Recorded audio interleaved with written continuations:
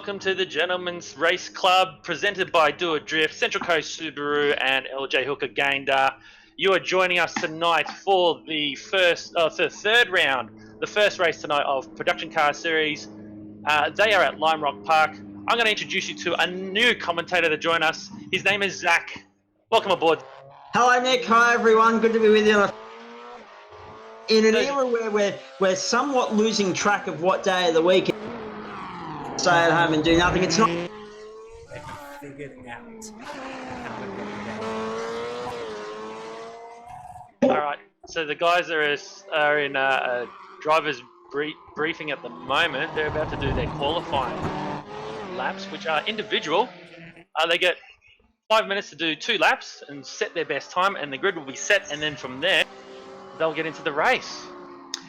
Should be a good race as well. Lime Rock Park always throws up some good races.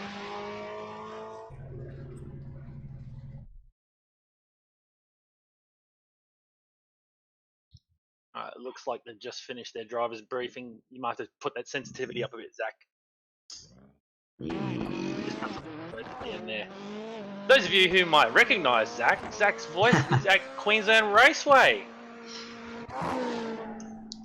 For those of you who are at Queensland Raceway watching the live motorsport there, you'll recognise Zach there. And it looks like we're heading into qualifying. So it's individual laps. The guys it's basically shootout style. They got 5 minutes to do it. Nothing wrong with that. Good. Got to love a shootout at any time. Lime Rock Park, whether it's super.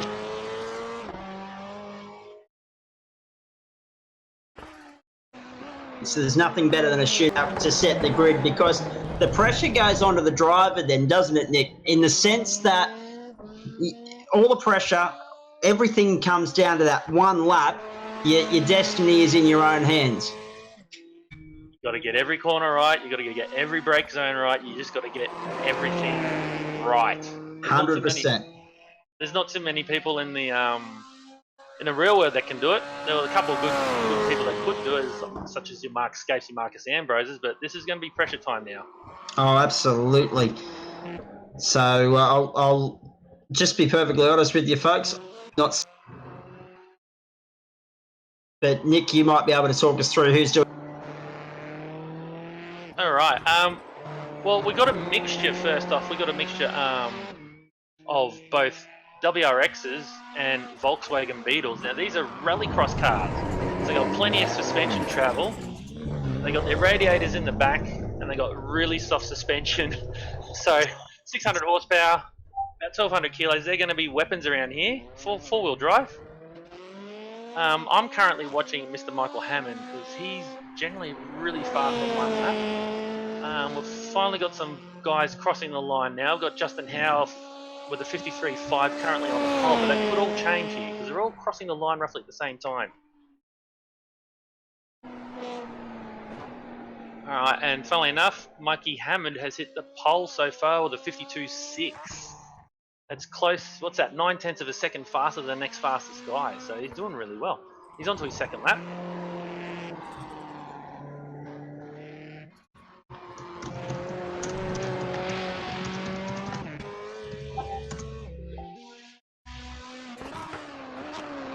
We've got a couple of you guys on the live stream. I'm just seeing here on Facebook. Guys, if you're watching us on Facebook, please smash that like button, guys. It helps us out a lot more.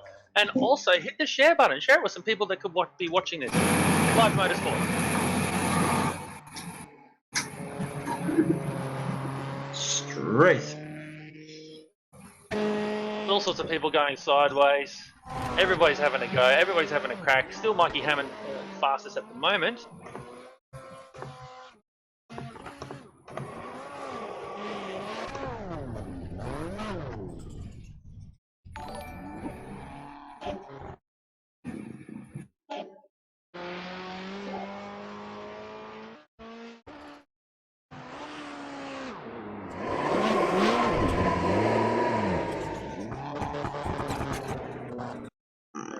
Qualifying slowly coming to an end. We still have Michael Hammond on the pole.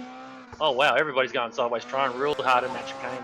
Mikey Hammond on the pole on a 52.6, and he's got almost 9/10 of a second over Justin Howe. Now, around a small track like this, that's a lot of time.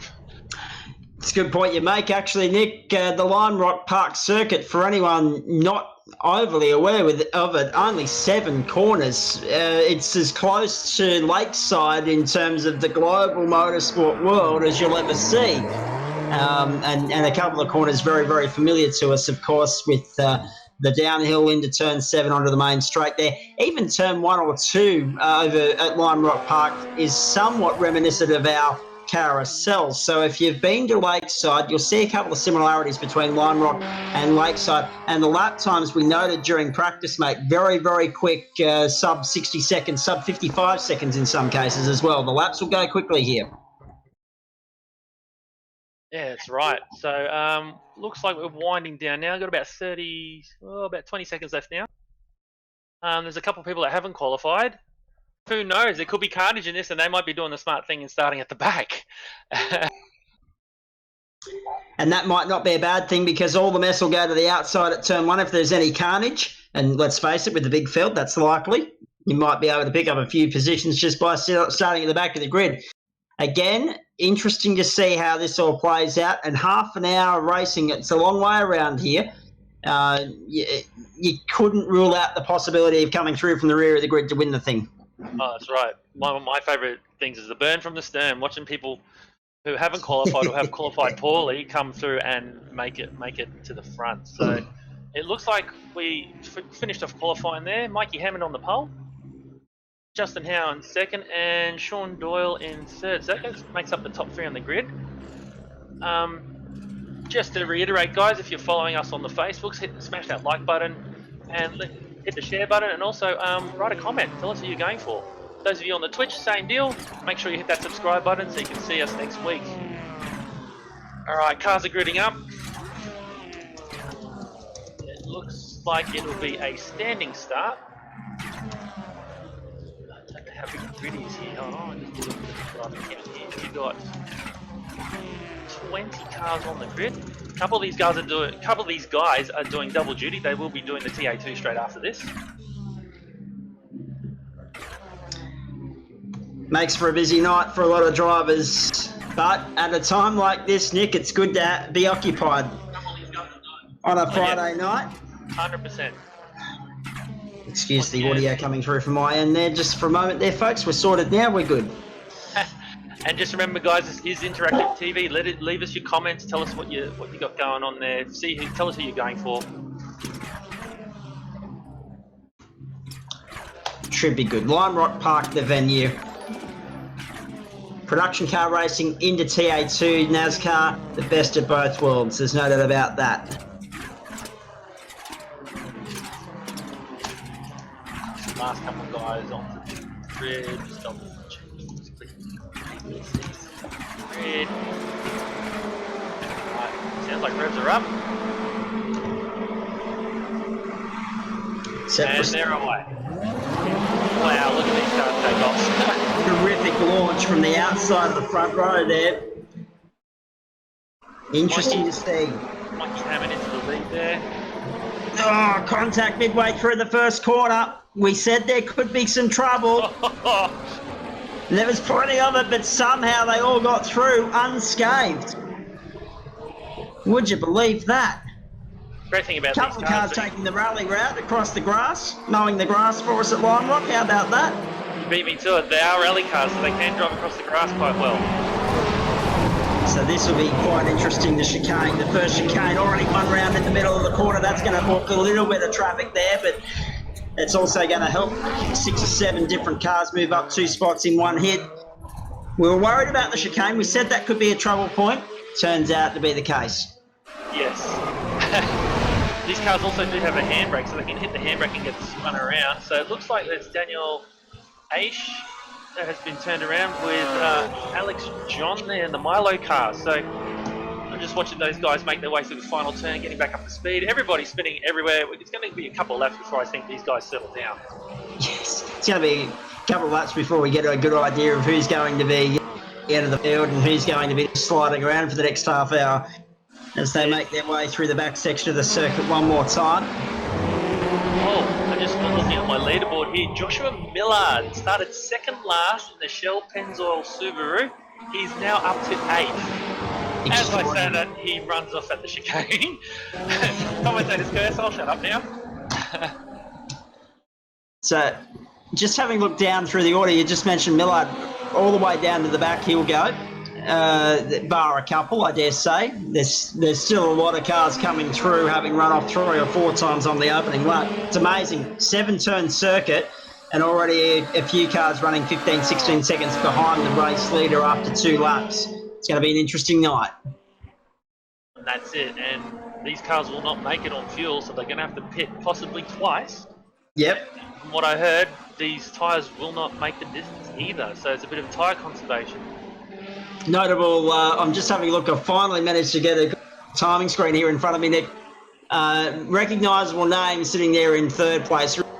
Darren Whittington having a nice run right at the start here, only about 2 or 2.5 seconds off our race leader Hammond at the moment, and Howe sitting there, the meat and the sandwich in 2nd at this point in time. Yeah, just looking at my timing screen here, Mikey's got a bit of a comfortable lead, and then Justin Hanno and Darren and Cohen. That's hard. Oh, have a bit of a oopsies at turn 1, but those 2 guys, they're still going at they're still going at it, but yeah, they've sorted themselves out. Those 2 are in 3rd and 4th, so it looks like, yeah, the front guys are just getting away. Indeed they are. Through the back section of the circuit one more time. Turn 3 and 4 on the way up towards that chicane that was the trouble. Lime Rock Park, the venue, Friday night racing, ladies and gentlemen. Good to have your company. For those of you just tuning in, make sure you throw some comments our way on Facebook. I know Nick and Robert and I will try our best to answer questions as we go along here. Good to have a few of you tuning in from the local racing scene. Xander Antonov, Les giving to you guys as well on Facebook Live, I see. Just hang around, guys, because this is the first of 2 races on the program tonight. We've got the NASCAR TR2 racing coming away on the other side of this. But we've still got about 31 minutes left in this race as it goes into about, what are we, 4 laps in now, Nick? It's hard to keep count. So much has happened already. Yep, so yeah, we're 4 laps in, we're just on our 5th lap now. Just in addition to that, guys, if you're watching on the Twitch stream, make sure you hit that subscribe button and throw some comments down below. It doesn't matter where you are in this field, you have something to race. A lot of side action. There's all sorts going on. And we got a late joiner here, AJ, Alex John there in the oh no, hold on, my apologies. The Milo car. Sorry, I'm just going to try and find that Milo car here. Because I know Alex was also Ben Snell, my apologies. Because yes, Alex was going to join the TA2, so he'll more likely than not be in a Milo car. But yes, Ben Snell representing the team Milo. I know those 2 guys race together. It's quite interesting some of the paint jobs I'm seeing tonight. The boys, one of the great things about this virtual world, Nick, is some of these guys put tremendous attention to detail in terms of their paint schemes, their liveries, and I dare say that has only escalated over the last few weeks as they've all had a little bit more time on their hands to pay that closer attention to detail. And the cars look very well finely presented here tonight. There's no doubt about it. Oh, that's right, yes. You'll see later on the telecast people who race at the Queensland Raceway. Some of them have actually transferred their paint jobs from their real car to the actual virtual car. So they do look smart, and it won't be hard to miss who they are. The Colin McRae inspired Subaru WRX livery that being able to resume through the back section of the circuit one more time. I do like the rainbow sort of paddle pop kind of paint scheme that car's got going on there. I apologise, folks. I don't know who's driving the car. Well done to that driver. Just trying to find who it is. I believe that is, try and read the windscreen here. That's Chris Polly. So Chris Polly, one of the stables at this group, he's one of the founding members of the Gentlemen's Racing Club here on iRacing. That's a very colourful car. It certainly is. Onto the main straight, another lap in the books, ladies and gentlemen. And around 28 minutes left in the motor race. And at the moment, Hammond, Howe and Adard's jumped up into third spot, so Whittington jumped up. In fact, Adard and Whittington, keep an eye on that because that battle is continuing to evolve. They're chopping and changing positions for moments here. So Whittington and Adard in a firm battle for the minor on the 1 3/4 seconds back to Howe, and then Whittington in third, but under very hot pursuit by Adard here. Yeah, very tight race. I mean, you just have a quick glance at the timing screen and just everybody's within a second. Exactly. 5, so it's really good. I'm just looking a bit further down the field. In 8th position, we've got our first VW, and that belongs to Sean Doyle.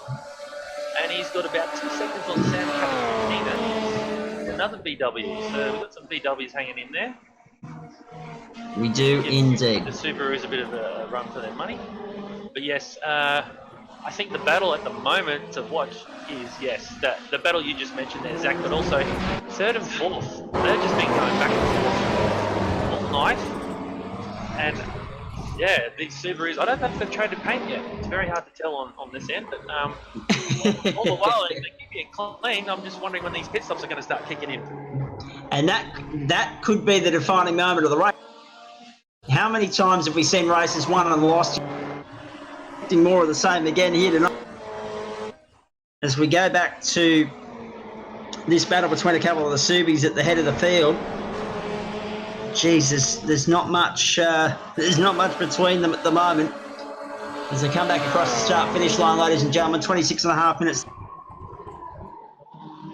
So anybody new to this esports version of motorsport, just to let you guys know, in the pit lane, if your car is stationary, you can actually drive through it. And you probably saw that in the eSeries that you across the world through Nascar, IndyCar, and the V8s the other. In the speed-up lane, you can still drive through them, but once you get into the fast lane, contact resumes, so you cannot drive through anybody in that lane. Yeah, it's interesting. That's quite a rare element. Here's the first of the pit stops, actually. So we wondered when these pit stops were going to start unfolding. Well, very early in the piece, it would appear to be. I quite like the sense that the car's going to that ghost element, if you know what I mean. When they go into the pit lane, there is a ghost car element in the sense that you can drive straight through them.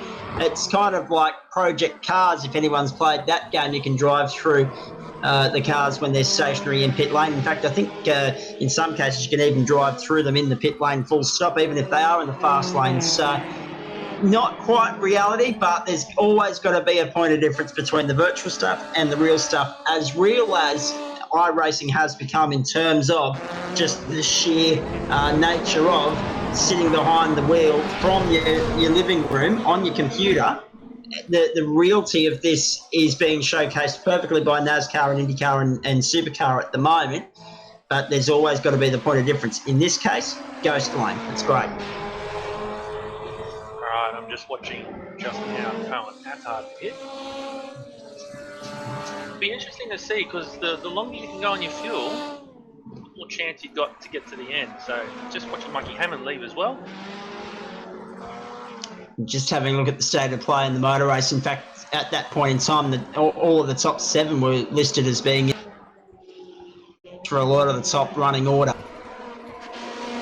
So it'll be interesting to see who prevails where in relation to that, and if there are any gains or losses that are noteworthy. Still, these two on our screen there, the Subies, nose to tail, not much separating them.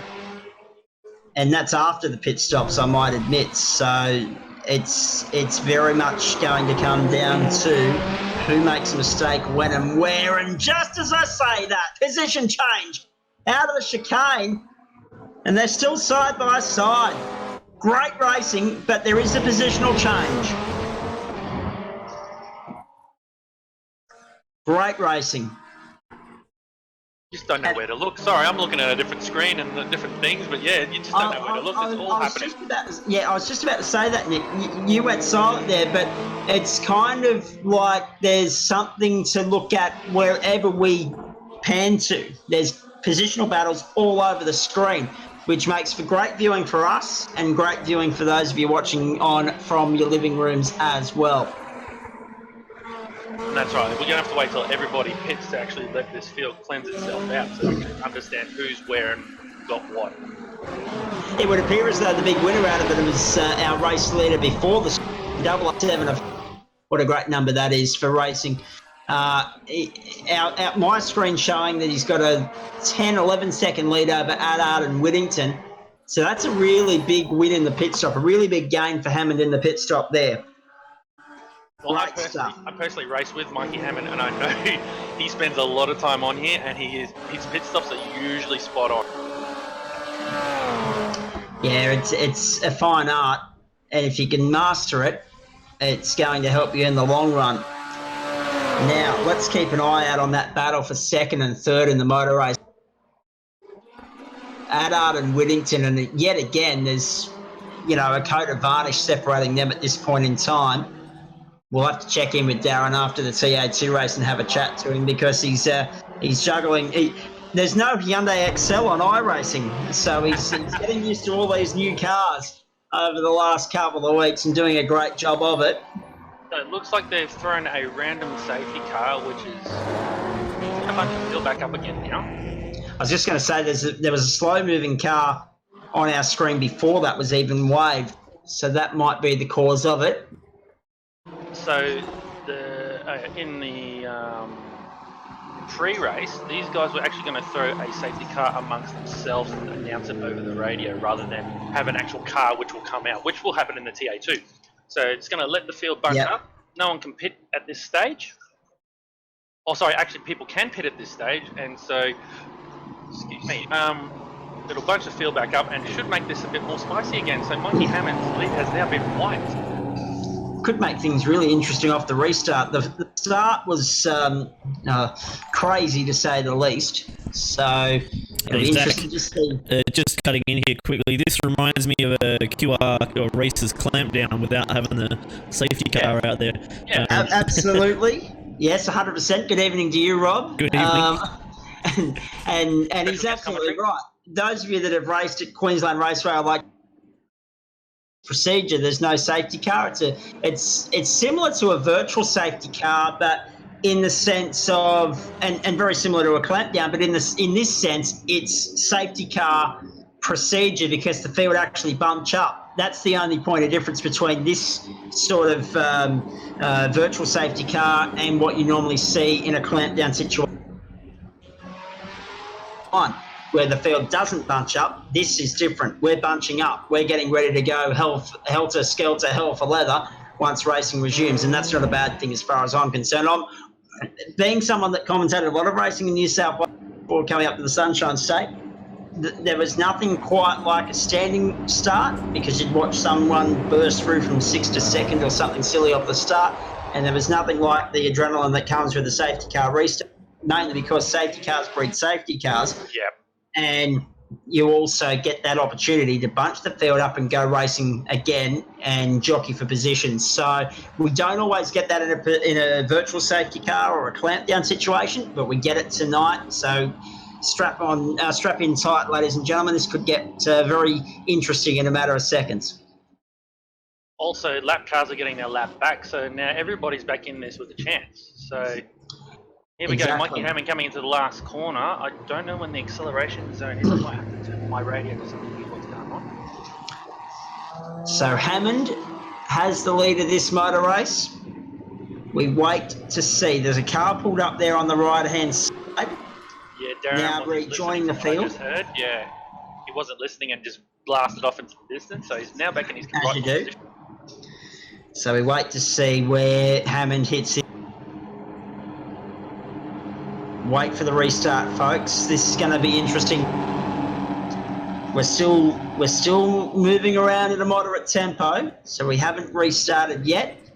But you'll know when Hammond goes, the race is back on. Well, they don't call him the Hammer for nothing. So, No, Mikey, that's right. Mikey the Hammond Hammer. They might actually restart this around the back, so who knows? It could be True. pandemonium going to the final chicane, into that back chicane. So we'll see what happens. Nothing like a little bit of pandemonium on a Friday night. Well, lucky And- for us, it's safe. Well, this is exactly right. I was going to say, the great thing about the iRacing, and I said this when I was talking on local radio up here, the reverse grid situation in the supercars eSeries.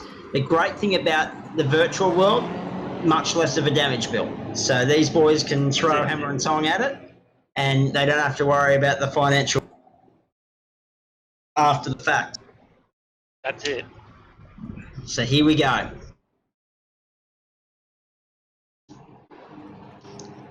That battle for second and third there, featuring Darren Whittington, that was captain. I'm sure it'll be no different during the second.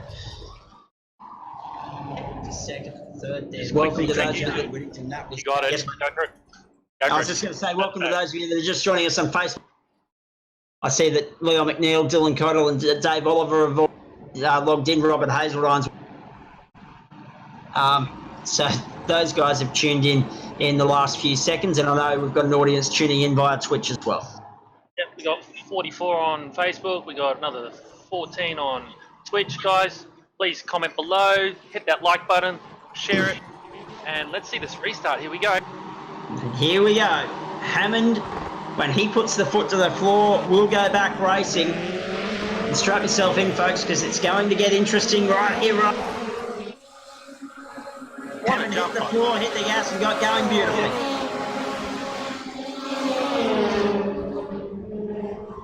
Three wide and further back on the run to one, and thankfully everyone gets through safely for the moment. Let's see the back half of the circuit. Exactly. We say it hesitantly, but the back half of the circuit.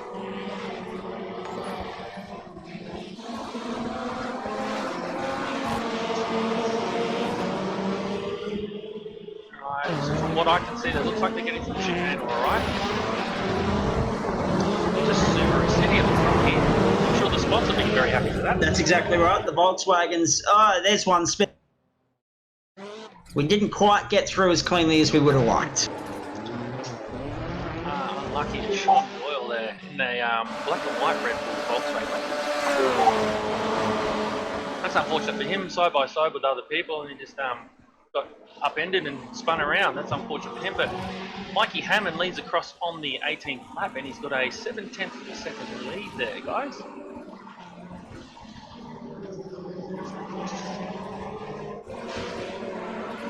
So Hammond, Allard, and Whittington. That's the battle I'm interested in. Allard and Whittington, they were in the opening phase of the race. Allard's got the better of Whittington off the restart. Let's wait and see if Whittington can respond. In the number 3. Behind Paul Nichols, Simon Ferris, Matt and Hartley, Ben Snell, Simon, Shane Witt, and Chris Polly. So there's a whole bunch of cars. It's all happening, and Paul Nichols just drives off the road and just keeps going. Yep. Four-wheel drive system doing its job. Good advertising for Subaru. Absolutely it is. Big thanks to the people at Subaru. And when you think rallying, I mean, yeah, okay, there have been some other manufacturers come to over the years, but one of the first manufacturers you think of is Subaru, without question. And there's one going into the grass. Well, there you go. Mr. Paul Nichols giving the four-wheel drive system a good workout. It's another venture off on the grass. He was running 4th at the time, so that's going to cost him.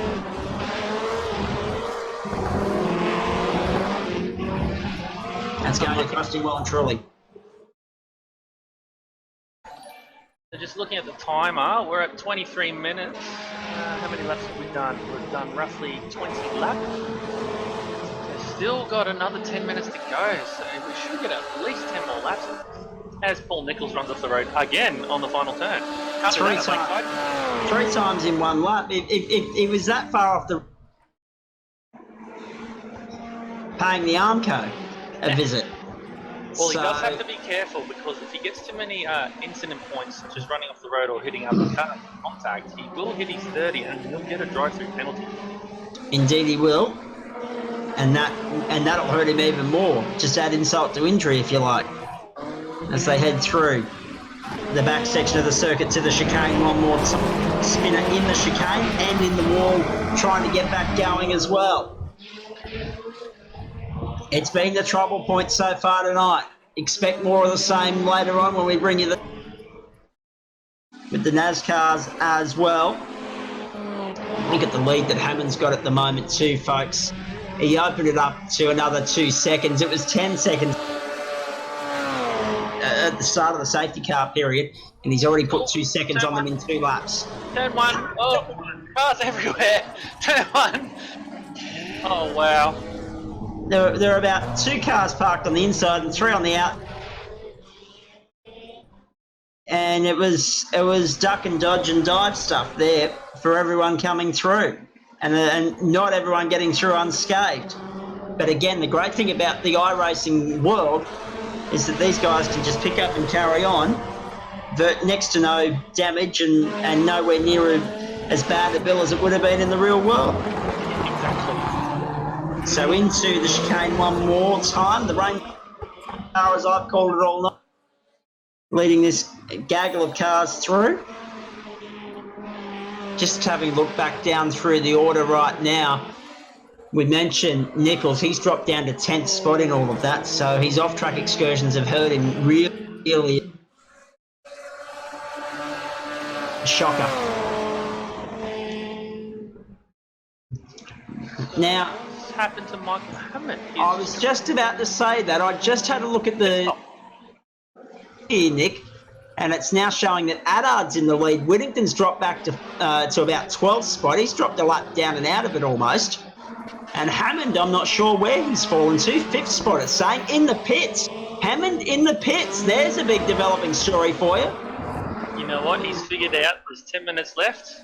It's XYZ amount of fuel needed, and he's popped out in the clear track, so he's going to do some blistering laps here. Yep.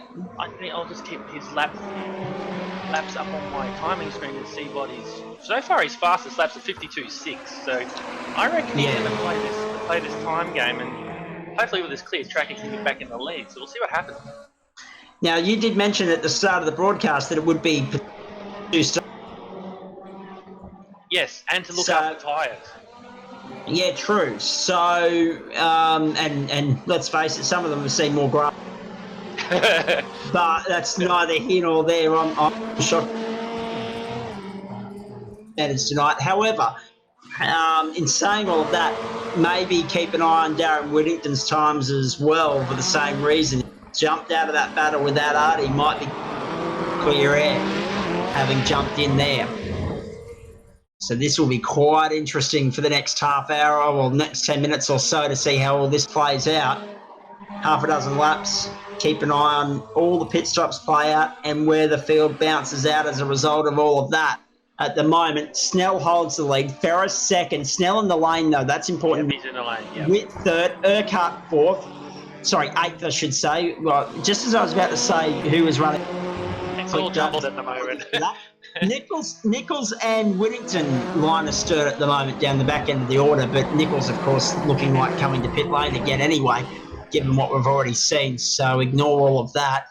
Hammond is rejoined in 11th position, so that would suggest to me that the 10 cars ahead of him all have to pit yet. So Ferris is in the lane. On the 24th lap, now Mikey has gone up to 6, so I would dare say there's only 5 more cars left. There we go. It's just slowly cleansing itself out. Our updates slowly happen both because they're not instantaneous, but we'll have to keep track of it. Yes, it's not quite the world of Natsoft, is it? But we'll keep you posted as best we can.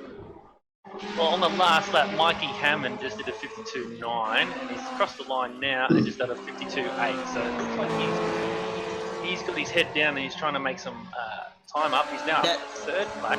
Yeah, that's fairly consistent. What'd you say? 52.9 and a 52.8. Yeah. So 52.9, 52.8 the last 2 laps, and I think you said he punched out a 50. Hold on, let me click on it. So it's fairly, Yeah. so it's fairly relative. He's very consistent in the back half. That may change as he hits traffic later on, if he hits traffic later on, but keep an eye out, ladies and gentlemen. Green. Attard second, Witt first. They've obviously got a pit stop to come. That's really gonna, if that's the case, that's really gonna hurt Attard and all of that, because he was running well up the order. He was sitting second, just ahead of Darren Witt. And if he hasn't yet made his last pit stop, he could be the big loser in all of this. So we wait to see how it all plays out over the next, what have we got? 8 minutes left in the motor race. Still a lot to play out, folks. Don't go anywhere just yet. Hammond and Whittington are going to be the two to watch here. Maybe Attard as well. And I think that might have been Paul Nicholls just visiting the bird again.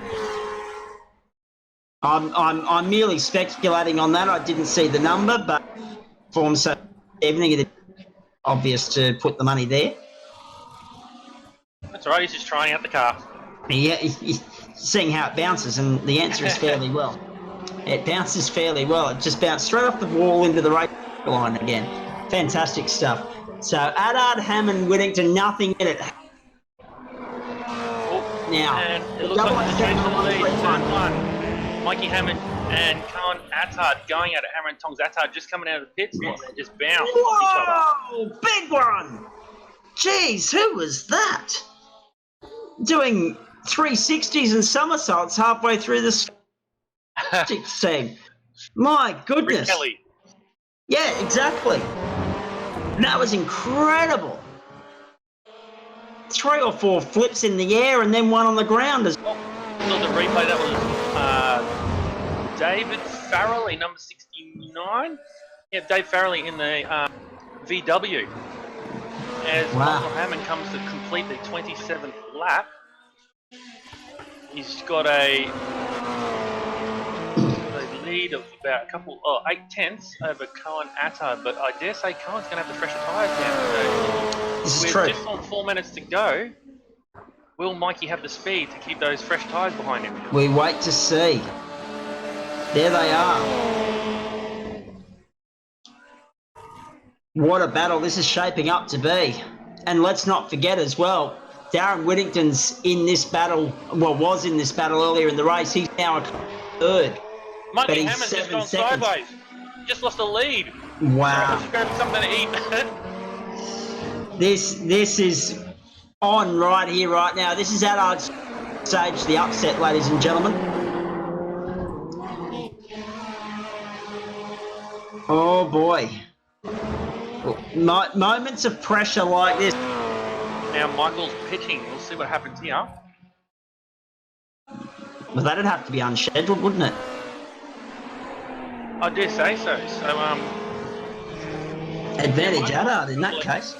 Tumbling down the list now. So, our adjusted race score here is now Cohen Attard leading from Darren Whittington and Ben Snell in third. Good fight back from Snell. That's an impressive performance. It looks like Mikey's car didn't go in the air, so I dare say he just got fuel. They might have had a miscalculation there on fuel. We'll see where he's popped out now. And yet you were saying earlier that these pit stops have been so yeah. There's a rare slipper. The commentators caused us twice tonight. I don't know who that is in, what is it, the Pennzoil car, the yellow and black? That'll be Joshua Millard. So Millard's missed the lane 2 laps, missed the chicane 2 laps in a row, but it hasn't cost him any speed. He might pick up a couple of penalty points later in the race though. Kenny Smith's joined the feed. Hello. My scoreboard says number 3, mate, so keep an eye out for number 3 out there. Nick might be able to, I was going to say, Nick might be able to shed some light on the game that we're looking for there. So we're up to Darren in car 3 in second now, and he's got Ben Snell right on his hammer.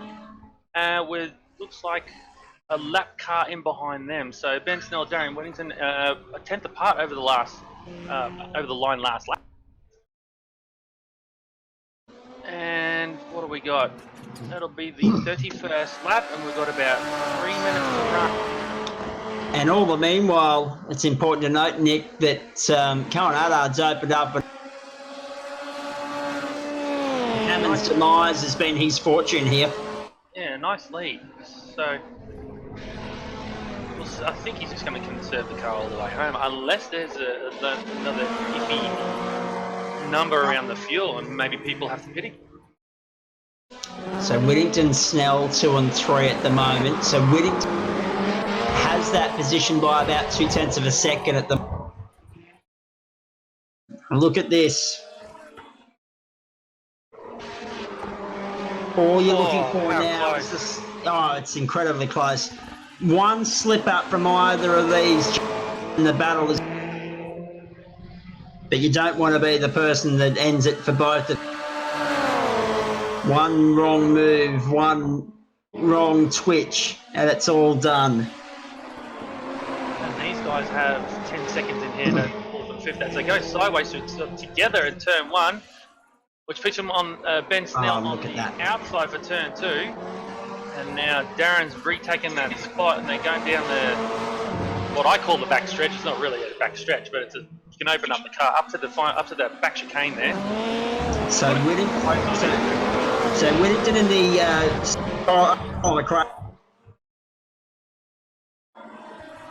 through the back section of the circuit. How good's this, ladies and gentlemen? Fight for the ages for second in iRacing on a gentleman's club style. But there won't be much gentlemanly action going on here. It'll be all guns out, and Whittington doing his best to muscle Snell out of it. To turn 1. The line of stern nose to tail. They've got a little bit of traffic coming up. Snell fancied his start. And a big carve up from Whittington there. I don't think Whittington meant that. That wasn't intentional, but it's put Whittington out of the contest. He's limping towards the back of the field there at the moment. That wasn't intentional. Snell went the outside as he did the previous lap, and it looked as though Whittington just got a little bit crossed up, jarred into the side of him. And he's pulled up on the side of the road. There he is. You see him parked. Whittington out, isn't it?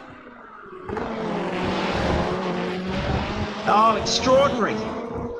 As we said, one moment was all it would take to make or break. He might have had his number of incidents hit the number. I think it was 30. So he might have been a drive-through, possibly. But he's still sitting on the side of the road and just slowly falling back down the field. So I don't know what's going on there. Wow. You got to feel sorry for Darren Whittington. That was an epic scrap between him and Snell. Snell prevails. How good's the miler going? Excellent stuff. And now there's another Subaru parked right next to Whittington. Looks as though Whittington's hit the reset button. And the gap is half to Cohen Attard. Cohen must be in fuel safe mode because Ben Snell is closing him down. Pretty quick speed here. Oh no, that's the last lap. It was a measured drive. Cohen Attard. Darren's just commented on Twitch saying fuel. Looks like he ran out of fuel. Would you believe that? Oh dear. Fuel's been a big talking point already tonight.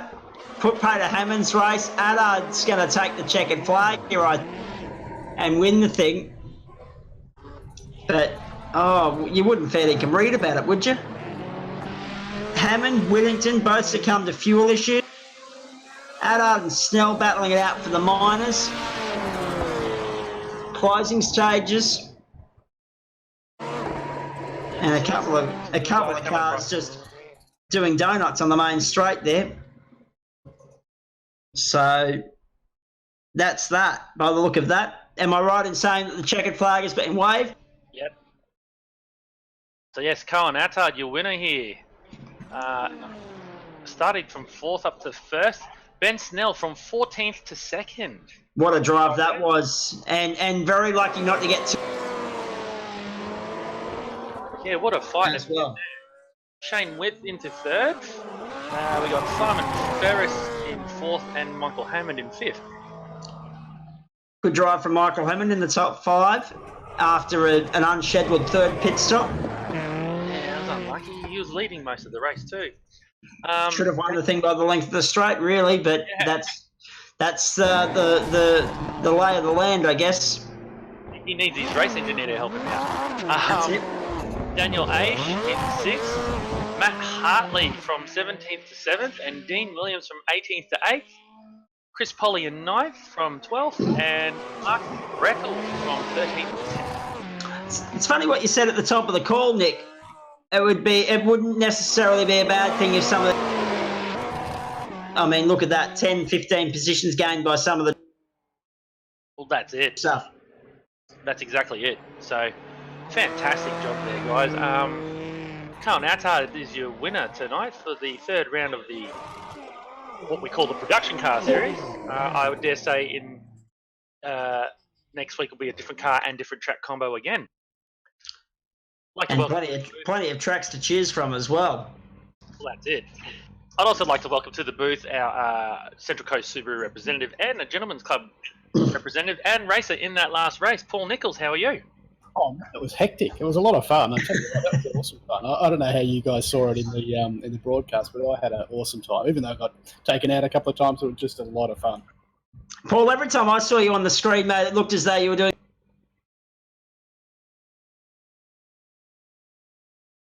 Yeah, sorry, mate, you dropped out then. I was just saying, it looked like the grass copped a fair bit of. Yeah, well, I had through the grass. 30 incident points. I was thinking to myself, well, every lap I can go out in the grass at least once a lap, and they're just as quick on the grass. That's exactly right. Use it to your advantage. Why not? You're testing the product. Yeah, absolutely. Looking forward to the TA2 coming up next, guys. That should be awesome. So I'm going to jump out, and I'll be back shortly to do race control. All the best. Cheers, guys. Fantastic. And Right. and as for you, Nick, your Yes, I'll be sticking on for the TA2. I think Zachy might hang about too. I haven't seen Phil to jump in yet, so I might have a. I was going to say I can hang about as long as you need me to. By all means, it's been exciting. So I don't know. Phil might be away at the moment. So We we're also gonna- we're going to have the after show. So once the TA2 cars NASCAR's finished, stick around. We will have an after show with all the commentary team from both races. So stick around for that. And I'm just going to have to do a bit of a shameless plug. If you're on the Twitch, don't forget to subscribe or follow the Twitch. Really appreciate it. And you'll also be able to find the recordings of this on the YouTube channel. So if you look up Doadrift on YouTube, following this, I'll have that up there probably tonight or tomorrow morning. Very good stuff, Rob. Excellent. Nick, I was going to say you're someone that's more familiar with the iRacing world than yours. One of my rare first Yep. standpoint. It's my first insight. What do you make of what you saw just there, mate? That was from where I was sitting without a timing screen in front of me. That looked fairly hectic.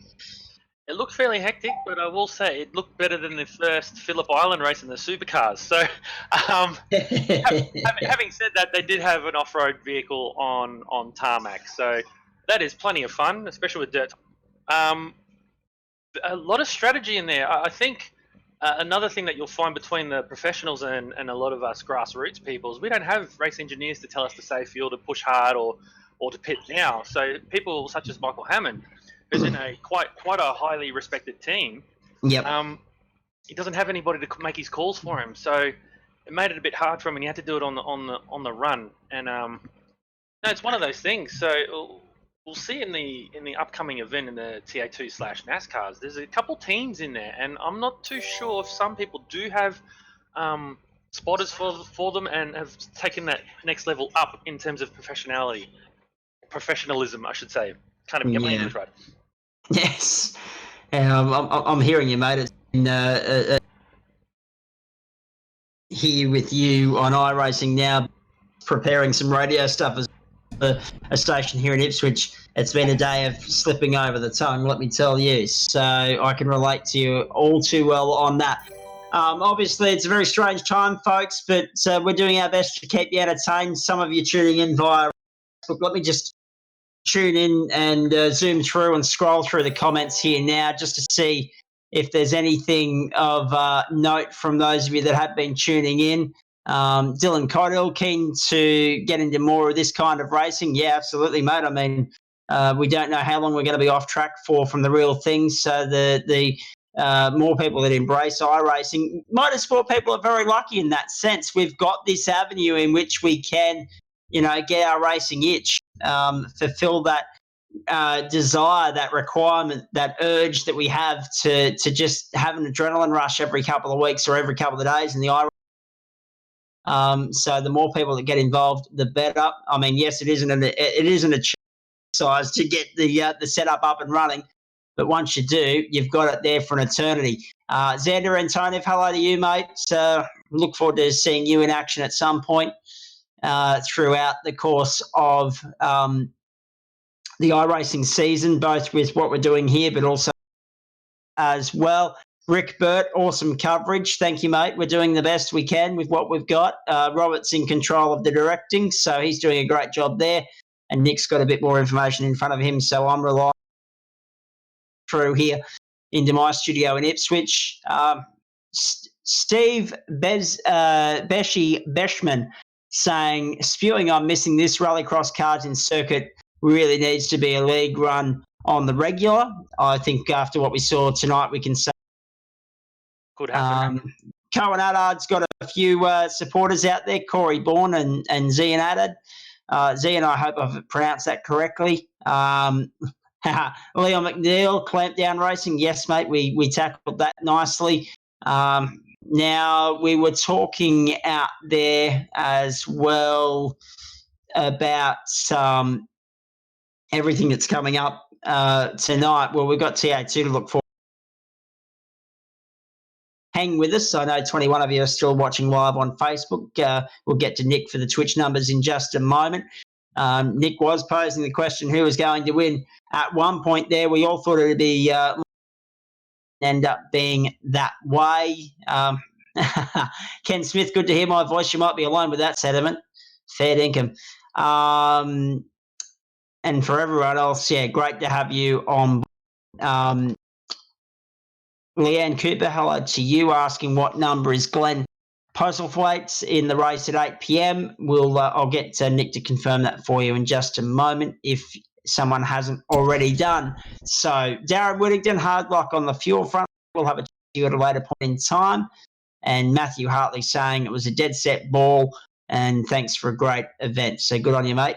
We've got some TA2 action coming up for you soon, folks. Hopefully the rest of the commentary team stepping back in to bring you that one. In the meantime, we'll sit here, hang for some drivers to pop in and have a chat to us as well. In the meantime, we'll see if we can fix your mic there as well, Zach. It just seems to cut out a tiny bit towards the end of when you're speaking. So while the other team's on, we'll see if we can sort that out for the after show. Yeah, no worries, mate. I'm not Also, just like to point out, thank you to Central Coast Subaru and LJ Hooker Gander for making this possible. I'd like a big thank you to Doadrift and Robert for providing us with this fantastic coverage, and Zach for helping me out in that last race. And Nick, it's been a pleasure to be with you, mate. Well,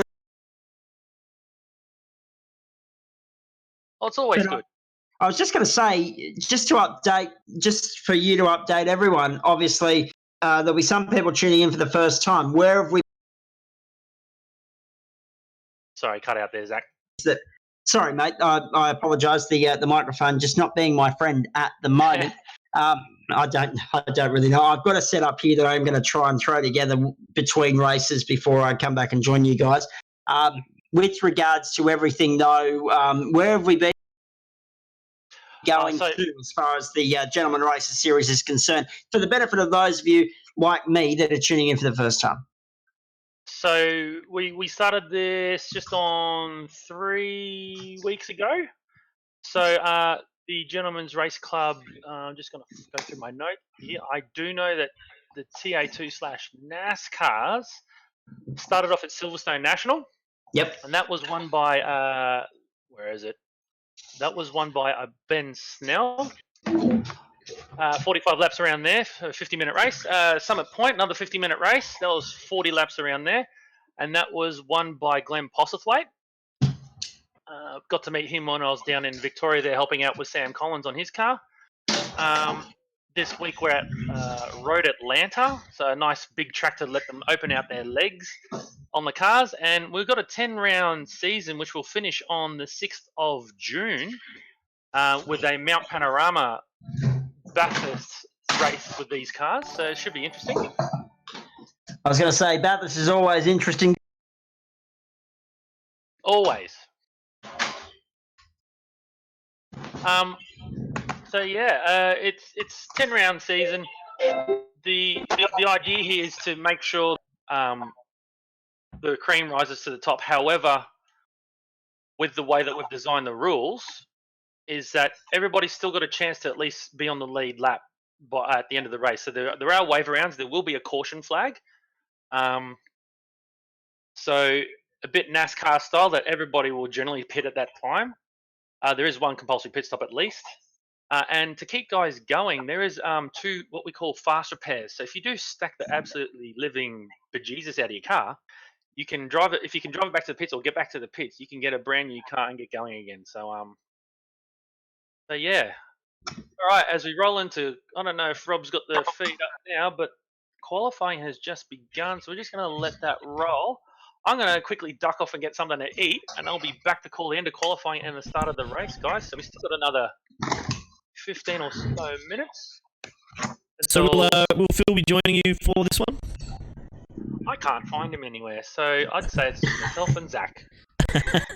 No problem. Well, Zach, if you want to, I'll put this up now. We'll duck off, have a quick play with your mic and see if we can. Sounds fix good. That. So, guys, join us in about 5 to 10 minutes. We'll just like to thank LJ Hooker Gander and Central Coast Subaru. And this broadcast is brought to you by Doadrift Esports. Keep on board, guys. We'll get some music happening, and hopefully we'll throw some imagery and footage up, and we'll reconvene here in about 5 to 10 minutes.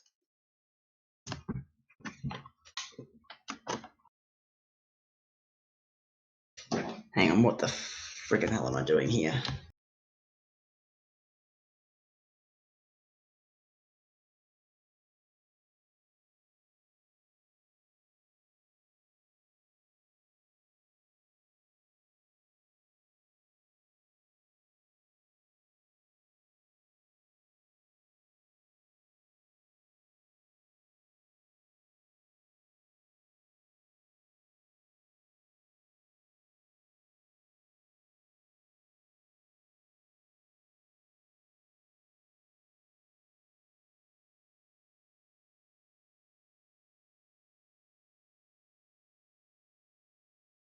Right, back scene, guys.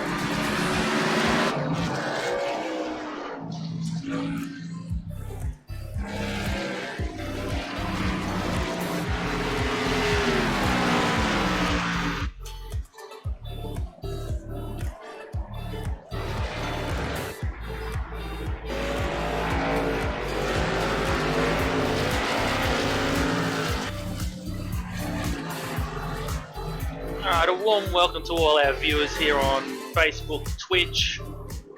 Thank you for joining us. This is the Gentleman's Racing Club. Broadcast today is brought to you by Doadrift. Make sure you follow him on Facebook and Twitch. Make sure you smash that like button and the subscribe button, guys. My name is Nick. I'm joined here in commentary by Zach. Some of you might recognise Zach's voice. Yes, hello Nick. Hi everybody. Good.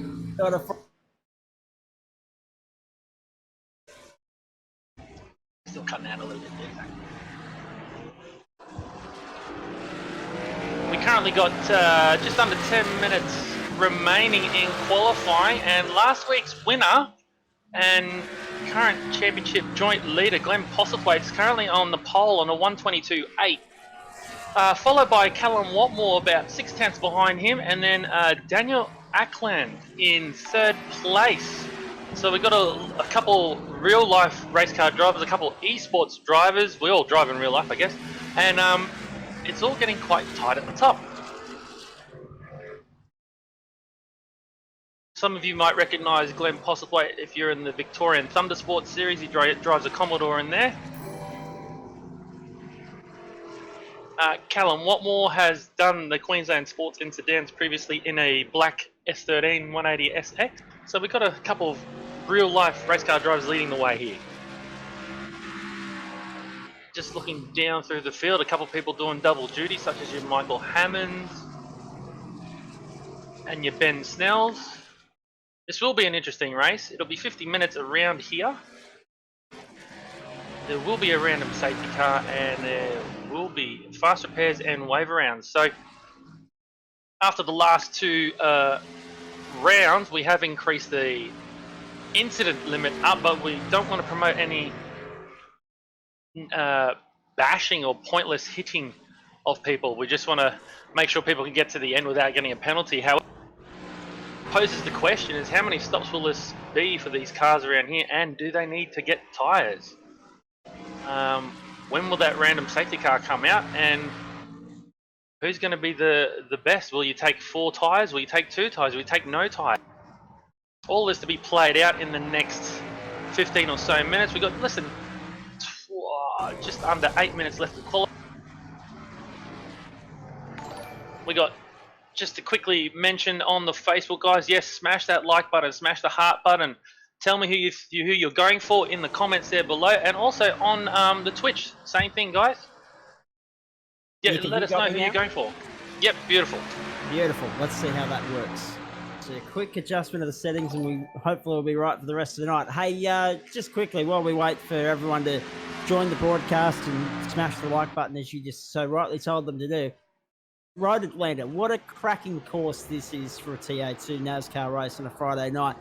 And when you think about Road Atlanta, you don't necessarily think of NASCAR and TA2, Nick. You more think of the Petite Le Mans race that the United Sports Car Championship conducts every October, of course. And 4 kilometres around, 12 turns? Should be an absolute ripper. And a tight turn leading onto the back stretch, leading into another tight turn. So there should be some overtaking here. These 1600 kilo sedans don't turn into the fast corners too well, especially the last turn in turn 1. So a lot of throttle control in these things, and a lot of brake pedal control, brake pedal pressure control. So driving skill coming to the fore in this one. Lots of driving skill, I should say. A completely different set of racing conditions to what we just had in the opening gentleman's race of the night at Ryan Rock Park. So this is going to be a nice little test. What did you say? 50 minutes the race is going to be? 50 minutes duration. Yeah. Yeah. No, we'll strap ourselves in and hold on. That will be an absolute rip snorter. Big field, as you say. I mean, a few guys backing up, and just think about that for the moment. The versatility. I know we're talking virtual, but still, to go from one car to the other so quickly and be expected to be on the top of your game, it's going to test these guys straight from the get-go, going from such different cars to another in the space of about 2-3 minutes. That's it.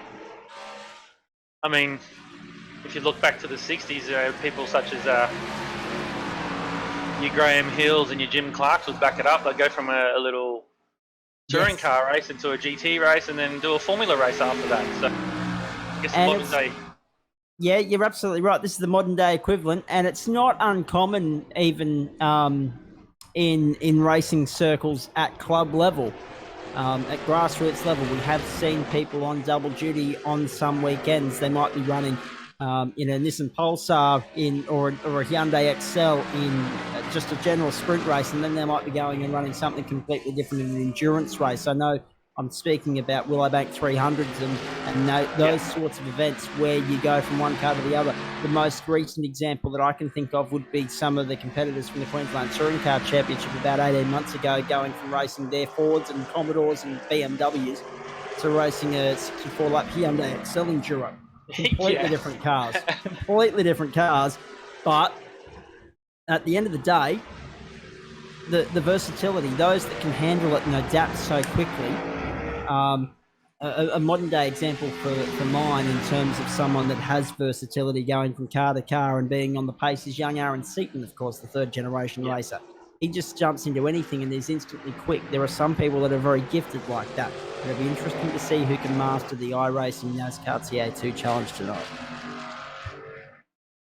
Now, interesting entrance to pit lane here as well. One of the great things about Road Atlanta is the downhill run into the pit lane.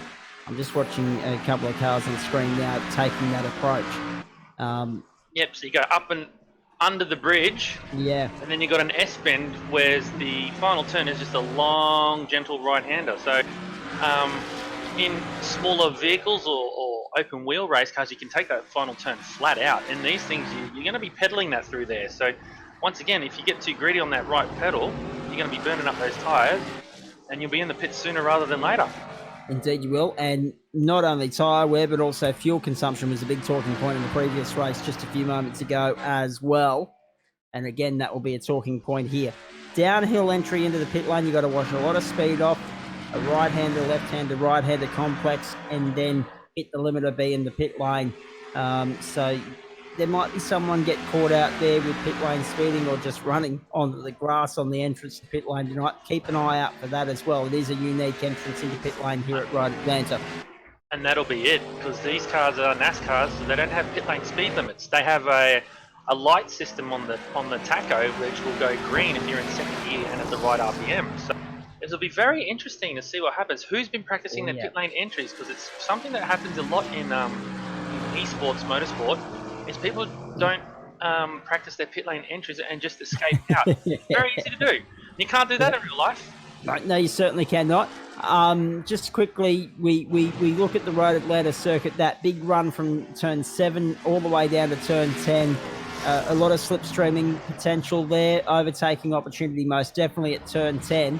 And then, as you say, you get out of 10B, as it's known, the right-hander there, up and over the rise. And then there's that entrance into the pit area or the sweep around onto the main straights. So a lot of the back half of the lap spent at full speed, but you've also got to spend a lot of time on washing speed off, because these NASCARs, they're heavy, they take a lot to pull up, as you've seen so many times before. So that section, I'm going to be very interested to see how many overtaking manoeuvres are pulled off at 10A successfully, and then who's looking for the switchback successfully, the key word, yeah, exactly. Who's then key to capitalise on the switchback going into 10B and following it down around onto the main straight up to turn 1. Yeah, so there'll be a few telling points as the 50 minutes rolls on here.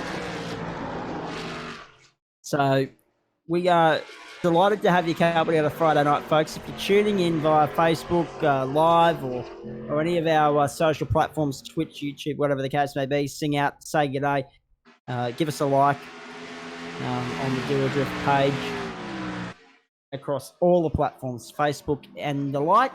We've had a couple of cars find the wall in qualifying here in the closing stages thereof, and we're ready to go racing very shortly. Yeah, just under 1 minute of qualifying left. As you can see on the board, guys, Glenn Postleplate's leading on a 22.86. The man does not lack speed.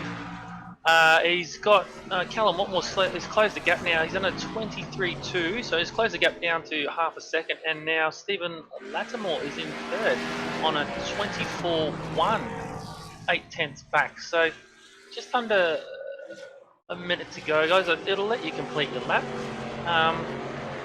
Some people are having a bit of trouble with connecting up. I'm actually watching Lachlan Gardner and Michael Hammond, and oh, they've had a bit of contact. Lachlan's still getting used to this whole sim racing thing. We know he's handy behind the wheel of his Oz truck. Well, I was going to say he's not the only one still getting used to this sim racing thing. Here I am, still an amateur at it as well. But I mean, that's the great thing, isn't it?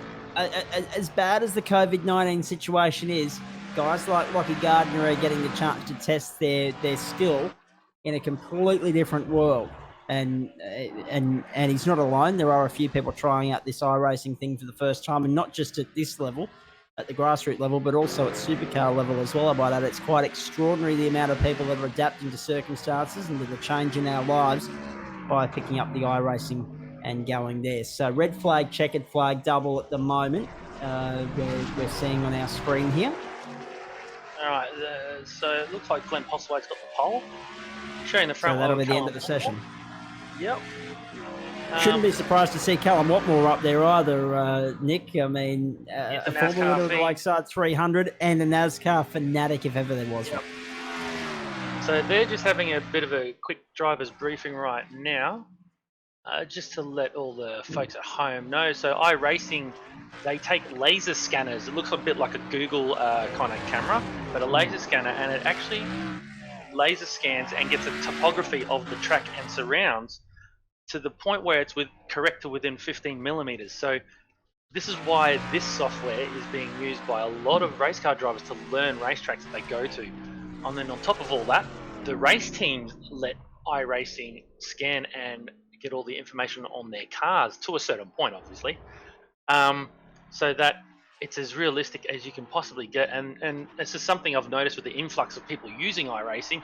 The more realistic you can make your sim and the more realistic your approach to it, the better you're going to be as a driver. On the sim, that is. Oh, 100%. And I mean, you only have to talk to some of the drivers in the paddocks of racetracks that we go to these days, Nick, and they're all using some form of sim racing software. I mean, it's very different in the world of Formula One. They've got a completely different setup. But for iRacing, I mean, look at what Scott McLaughlin's been doing on the IndyCar scene in the last couple of weeks. Exactly. He's preparing himself for a move to the US. I mean, it's not the real thing, and we understand that. But it is as close to the real thing as you're ever going to get from, you know, the cockpit of your computer room seat. So that's it. And it's an amazing testament to the people at iRacing who have worked tooth and nail long and hard for so many years to develop the software to the point that it is now. And it'll only keep evolving as motorsport continues to evolve. E-racing, iRacing, whatever you want to call it, virtual online reality stuff is here to stay. And it's going to be an important part in all of our lives, especially this year. And then, you know, who knows? I mean, I think there'll be a few races out there trying to find more time to squeeze some iRacing in once life gets back to normal than what they otherwise would have. So, no, it's incredible to see the software, I guess the expertise of it, the centimetre perfect nature of what we're seeing here. It's not like Gran Turismo. It's not like Project Cars. This is as close to accurate as you're ever going to get. That's it. All right, we got the cars gridding up now. I might run through the top 10 for you guys. Please do. So car number 95 on the pole, Glenn Postlethwaite from Victoria, Thunder Sports representative. On the front row with him on the outside there, car number 36 in the Juniper Toyota Camry is Callum Watmore. On the second row on the inside, we got Stephen Lattimore of the 07. And then a newcomer to the series, Daniel Ackland in a completely black Ford Mustang. On the third row, Mr. Chris Whitaker in his Taco Bell car number 35. Wow, possibly the best paint job there tonight. And then Kane Baxter-Smith on the outside in car 56. In seventh, Mr. Michael Hammond, double duties here for Mr. Michael Hammond, 007 in the, looks like the Avengers Camaro there. Followed by, sharing that row with him, is John McLaughlin in the aqua blue or pale blue Mustang. And to round out the 10, Bruce Keeley in car 653 in that Camaro there. It looks like he's a teammate to Glenn Postlethwaite. And then the car I work on in real life, Sam Collins, is there in number 64 in the bright yellow Camaro. That's our top 10 guys. They're just rolling away behind the Pace truck. That's right, I selected a truck tonight. Pace truck while they do their warm-up lap and get their tyres up to temperature, because this turn 1 is going to be hairy. This is turn 1 as they're going through it right now. A fast uphill right-hander, and then it's a blind approach to this first chicane. So if it doesn't happen in turn 1, it's going to be in the chicane, that's for sure. So personally, if I was in the race, I'd be actually leaving a gap to the cars in front, just in case. I'd be tempted to just pull to the left, let everyone go through, and then come through and pick up the pieces. A bit like what we saw at Lime Rock Park earlier in the evening. You sent me through some guidelines and some racing conditions earlier, mates. It's interesting to read through that. 1 compulsory pit stop, safety car enabled, but no safety cars within the first 10 laps. So whatever carnage unfolds, Final 10 laps. In the final 10 laps, my apologies. So there is still the potential that we might get a safety car early here, but if there's any carnage like that on the run home, there's no get out of jail free card if you want. That's it. The whole idea is to get everybody back on par, but then let it play out and let the cream rise to the top. Of course, restricted fuel, 2 fast repairs, rolling starts, we should point out, and the lucky dog and wave around all entitled as well. So standard NASCAR procedure with to a point, which is good to see. Great field entered for a Friday night, as you see there, ladies and gentlemen. So they're heading down the back straight now, so we won't be far off a start here. So in my testing when I did this track earlier this week, you cannot keep this little gentle right-hander here on this downhill flat. So it will be interesting to see if they've been able to figure out how to keep it flat, but also if they're limiting wheel spin, because you've got to jump on the brakes pretty early, especially going down into this 10A and 10B complex. And then on the flip side, going over the crest of the hill, you can't keep that flat either. Is it a short change, or you're going to lift that throttle? Is the person behind you going to get a run on you? So it's going to be a lot of pressure in this race. Indeed there is, and something you were saying earlier that if the carnage doesn't happen in 1, it'll happen in 2, 3, 4. If it doesn't happen there, watch for 10A and 10B. Here we go, getting ready for start. They've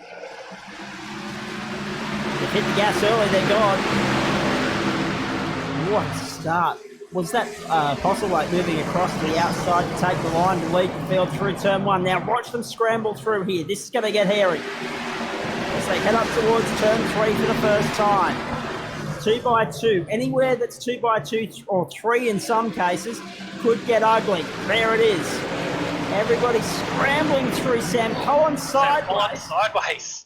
But they're all safely through, and I think everyone's breathing a collective sigh of relief in amongst all of that. So it looks like 20 cars have taken the flag. I could be wrong, 20 cars have taken the flag in this race as well. So a smaller field than the registered interest that we've got here on our screen. I mean, it's a who's who of Queensland motorsport on the screen in terms of registered interest in TA2 NASCAR series, but I think it's one of them taking the road Atlanta on a Friday night. It's interesting to see if anyone can match Postlethwaite and Watmore as the journey goes on. 50 minutes of racing to come our way.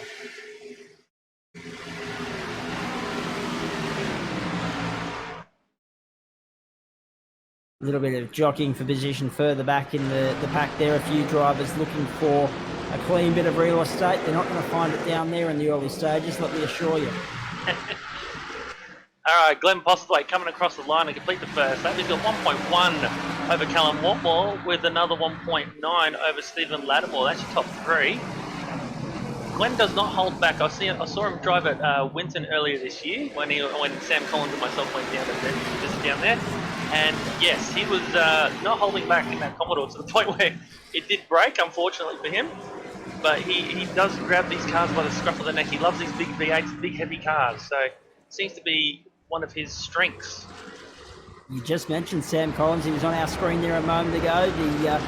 The yellow car on screen there. In fact, still on screen as they head down the back straight.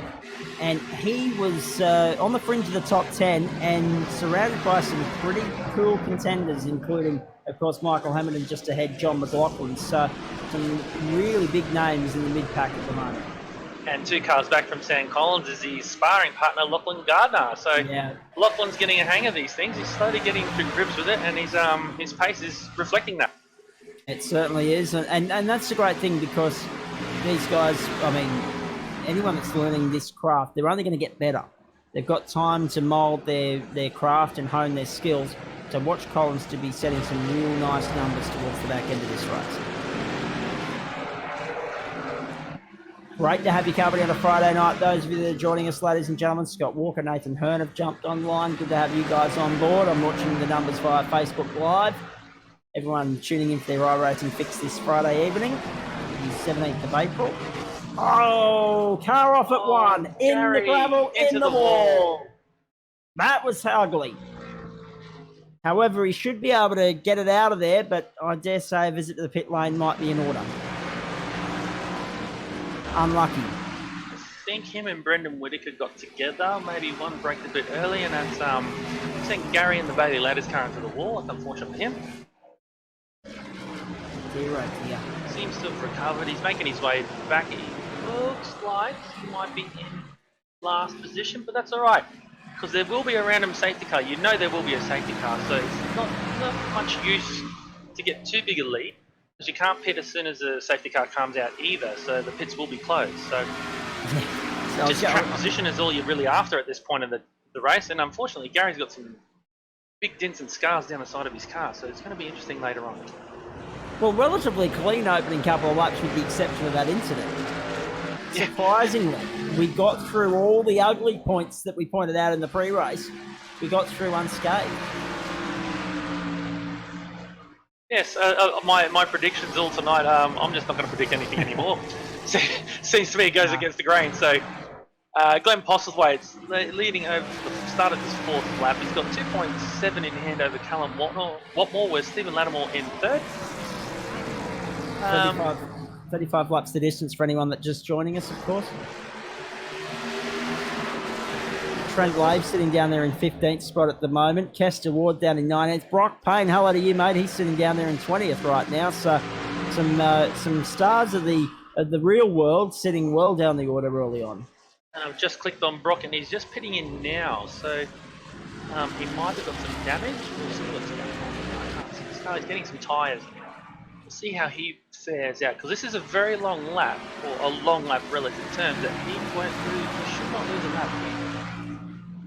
Just looking at this race unfolding right now, Lee Diffie, the respected Australian commentator now doing a wonderful job for NBC in the States, was the other day lobbying for more road action in the NASCAR Sprint Cup, not just the regular season, but the playoffs as well. I'm all for it, and I'd love to see Road Atlanta included. Could you imagine it hosting a NASCAR Cup race? I think it'd be absolutely fantastic. It's in NASCAR land. It's in the south. Exactly right. Georgia. So, I mean, yeah, we get the fascination with turning left. It seems to be the thing that NASCAR does best. But I reckon some of the best racing that you see on a yearly basis are on the road courses, and there are 3 of them now in the Cup Series. So let's hope for more of that. I reckon Road Atlanta would be a brilliant candidate. Onto the main straight. Yes, Rob? Sorry, I don't know if there we go. That's coming through. If I can just cut in there for a second, guys. I've got. I want to thank everyone after the last stream we did. The Twitch has now gone affiliate, and they've actually given me a free subscription to give away to someone for the channel. So if you're interested in that, jump into the Twitch. That's the twitch.tv/Doadrift. Jump on the chat, and I'll be picking someone at random who's chatting a lot. So jump on there, and I'll be gifting away a subscription. Well, there you go. More incentive to get involved with your iRacing on a Friday night. Good stuff.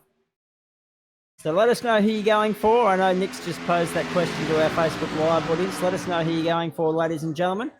I'm trying to be impartial because I've got a couple of mates at the front end of the field there. And good evening to you, Mr. Watmore. As make their way up towards 10A and 10B, the chicane at the end of the back straight here. And our front pack leads us back onto the main straight once more. There's Sam Collins on our screen now, I do believe. Having an okay run, sitting there in position number 8. Under pressure from John McLaughlin in 9th. They're chasing Michael Hammond. Interesting to see that Michael Hammond was right at the pointy end of the field in the previous race with the rally cars, and now he's sitting down in 7th. So again, that versatility going car to car, Nick, excellent example here. Some do it better than others.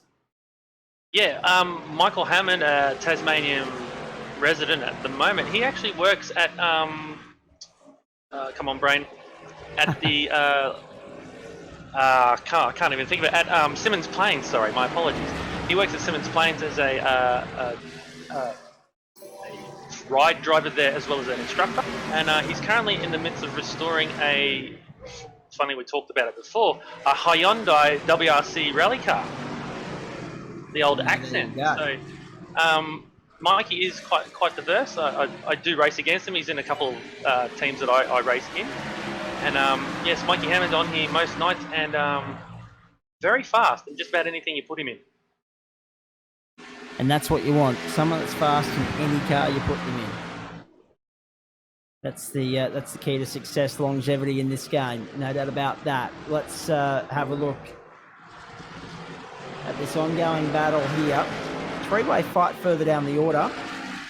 And Nick might be able to enlighten us as to who we're watching on screen now as they come back across the start-finish line, because I apologise, folks, I haven't got a timing monitor working in front of me at this point. But they're on the way to turn 1 once more. So the completion of the 6th lap, Glenn Postlethwaite's leading by 3.9 over Callum Watmore, Stephen Lattimore in 3rd. Chris Whitaker in that bright Taco Bell car. Man, I can't help but laugh every time I see that car. Brilliant, isn't it? With Daniel Ackland right on his bumper. A little bit of a gap back to Michael Hammond, and then Sam Collins in 7th. A bit of a gap to John McLaughlin, Kane Baxter Smith in 9, 8, 9. With the first round winner, Ben Snell, in 10th. Behind that, we got Brendan Whitaker in the other Taco Bell car.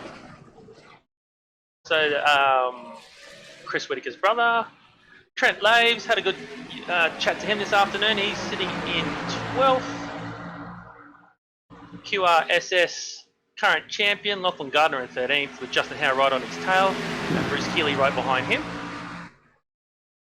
Alex John, raced against him quite a bit. We actually did a Le Mans 24-hour together. He's usually in a Milo car. He's in 16th with Kester Ward coming down the hill, our photographer. So if you got a good shot, guys, and Kester Ward, he's our photographer. He helps me out with all the great shots after the race. And we said we were impartial. Well, my actual teammate, Gary, sitting in 18th. Yep. In the Bailey Ladders car. And then the last two guys, we've got Chris Polly coming down to turn 10 now, and Brock Payne is actually... Oh no, he's back on track now. He's gone 3 laps down, so I don't know what happened there. Unlucky for the youngster. But yes, I was actually talking to one of his compatriots, Ash Saracena. He was telling me about Brock, how he's got a new RX-7 wall. It might not be so new anymore, but he changed from the Nissan Silvia to the RX-7. Just going to pick up a battle here involving John McLaughlin and also Smith. Came back to Smith there, 8th, 9th at the moment. Just behind them is Snell. They're heading on, and now we've got a spinner actually. So the first sign of trouble, we've got a car in the wall.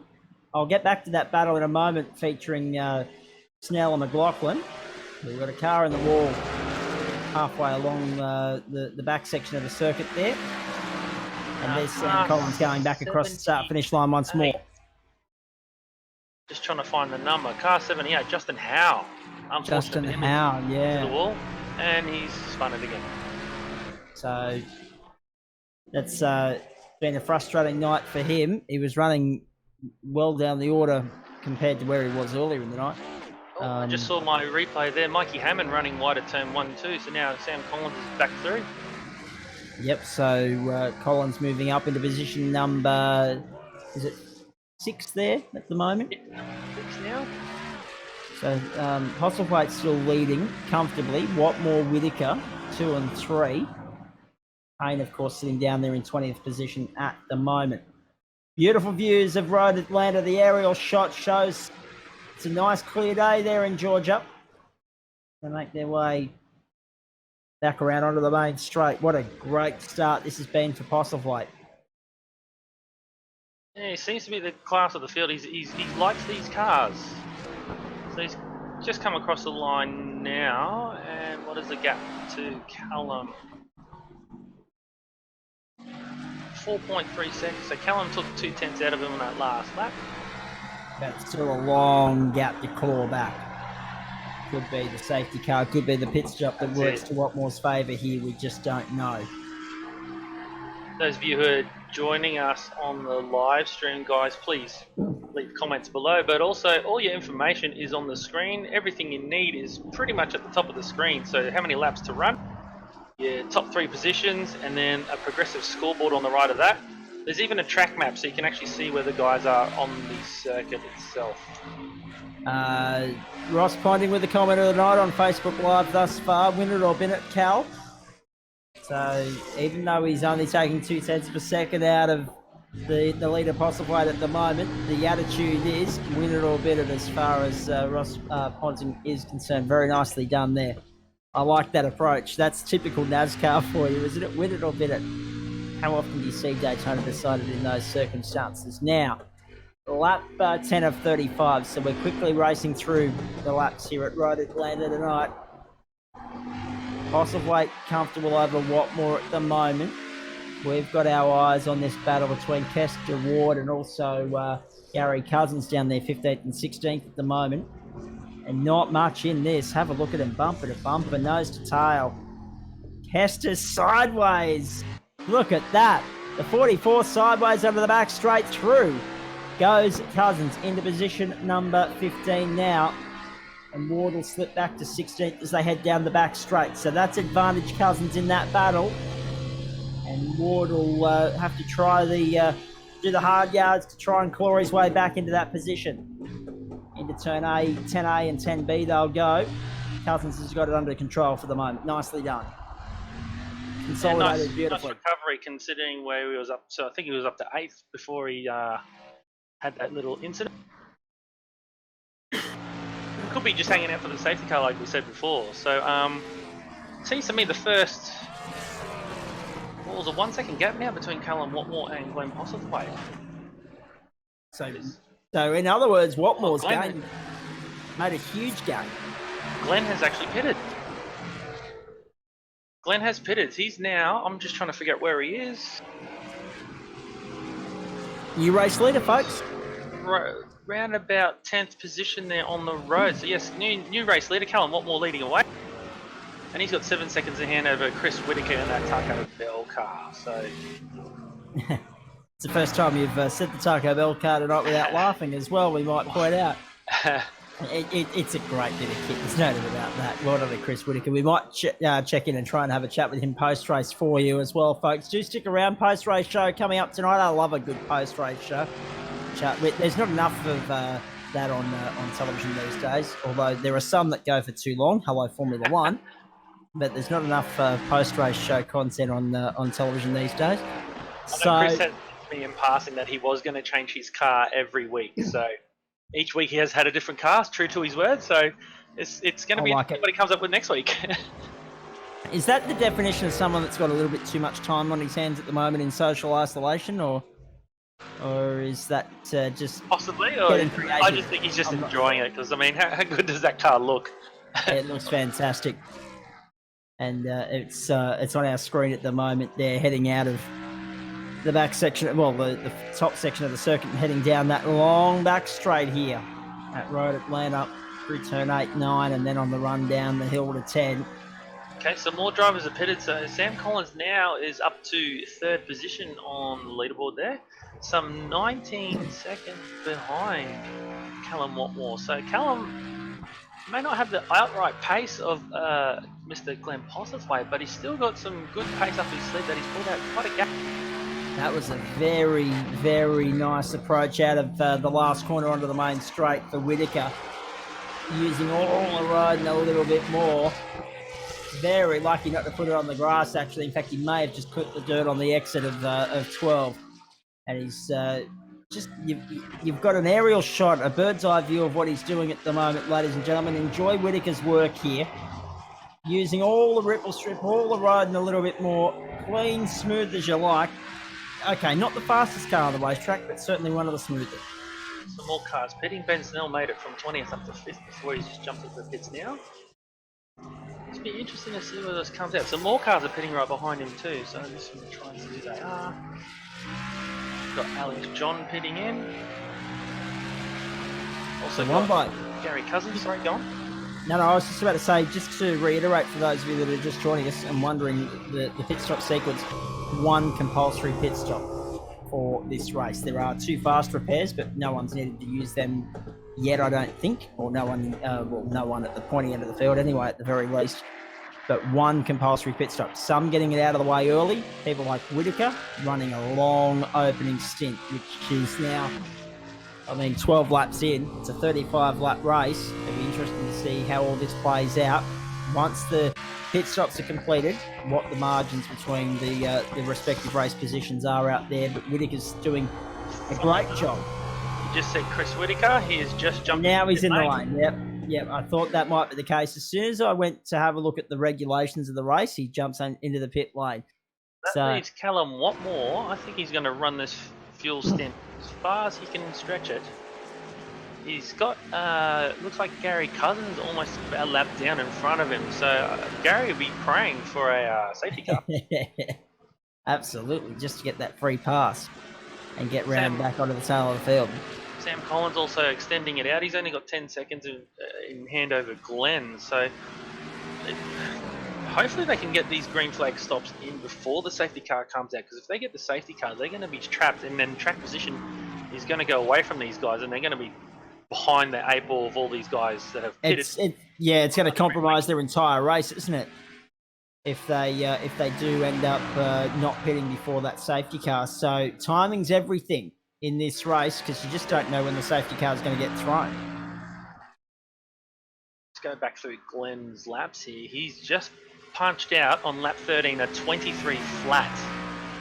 Now, if I just quickly look at his qualifying times, he did a 22.8. So he's only 2/10 off his qualifying. So Glenn's not holding back. He's just going to use all the car. And maybe a little bit more. Just wait and see. Sam Collins was on our screen there a moment ago. He's having an all right run at the moment. Glenn Postlethwaite, however, is our focus. We need to see where Postlethwaite ends up in all of this. Whittaker, when he returns to the track, where he and Postlethwaite run. I think Postlethwaite's got Whittaker covered. And then, of course, we just wait then to see when Callum Watmore decides to come down. Yeah. Pit just lane. saw him leaving pit lane then. So he's just come out right behind Glenn. I don't think he's lost too much time on him. So this is going to be very interesting. The back stages of this race. One slip up or even, the deployment of a safety car changes everything right here, right now. Well, I think going long, in my opinion, would be a better deal. Now your car's fuller and got fresher tyres. Yeah. And we're only at any lap. We're now a lap closer to the safety car. So who knows? Who knows what's going to happen here? I'm just waiting to see who decides to hit that button that says, let's send out the safety car. I'm waiting for that moment. Thankfully, we haven't had any major bust-ups that have required the safety car before this point. We've had a nice, long, clean green run, which has allowed these guys to get in and get their pit stop done. And now it's a race to that safety car and then a race to the flag. And that restart could change everything. Whilst the first start was clean, the second one could get ugly because it will be sheep station stuff. The opening half of the race, if you like, it's not decided there. It's decided in the latter stage. Everyone's aware of that. And everyone knew that they had to get to the pit stop with it and get there without having to make any unnecessary stops or resets to have a chance in the race in the latter stages. So even though we know that Postlethwaite and Watmore are the ones to watch, someone could still spring a surprise. Here's the Taco Bell entry. How good's that? On the screen, back down onto the main straight now. Whittaker. The car you cannot miss. Oh, absolutely not. Brendan Whittaker sitting, ninth at the moment, just behind John McLaughlin. Snell ahead of him, and then Collins is in sixth, having a really good run as Sam Collins. There's someone, we mentioned him earlier, the QR Sports Sedan domination of Sam Collins. Lachlan Gardner's the other guy that we should point out as well from QR Sports and Sedans. We'll find out where Lockie's running in just a moment, but he's the one bloke that would be disappointed with the suspension to the racing season so far, because he's absolutely smashed the field in all the QRSS races we've had. Lakeside, he was particularly dominant some 4 weeks ago. So if anyone's disappointed that we're not on track at the moment, it's Lachlan Gardner. Looking forward to seeing all these guys get back on track in true form later on in the season. We've got some real big events and some special events coming your way as soon as we can get back on track. But that date at this stage still to be determined, ladies and gentlemen, unfortunately. Alright, looks like the safety car has been called. I'm just going to quickly jump out of this channel and see what's going on in the race control channel and find out. No worries, Nick. On there. So it looks like Glenn from Callum and Chris. And that would suggest that it's true to form, ladies and gentlemen. Nick was saying in the lead up to the race that Glenn and Callum were going to be the ones to watch. So it looks like the field has now come under the control of the safety car, or the safety truck as it was. I know Nick was mentioning that in the lead up to race start. The field now going around line astern. So here we go. The race in a neutral holding pattern at this point in time as we get ready for the resumption of play. Lap 17 of 35. So we're at the halfway point of the race. So this is actually really good. We know who's been strong over the first half. Everyone's come in and completed a pit stop. Now we get a chance to see who's going to have the wings in the second half of this race. Perfectly timed safety car deployment. John McLaughlin sitting a little bit further down the order than probably where he'd like to be.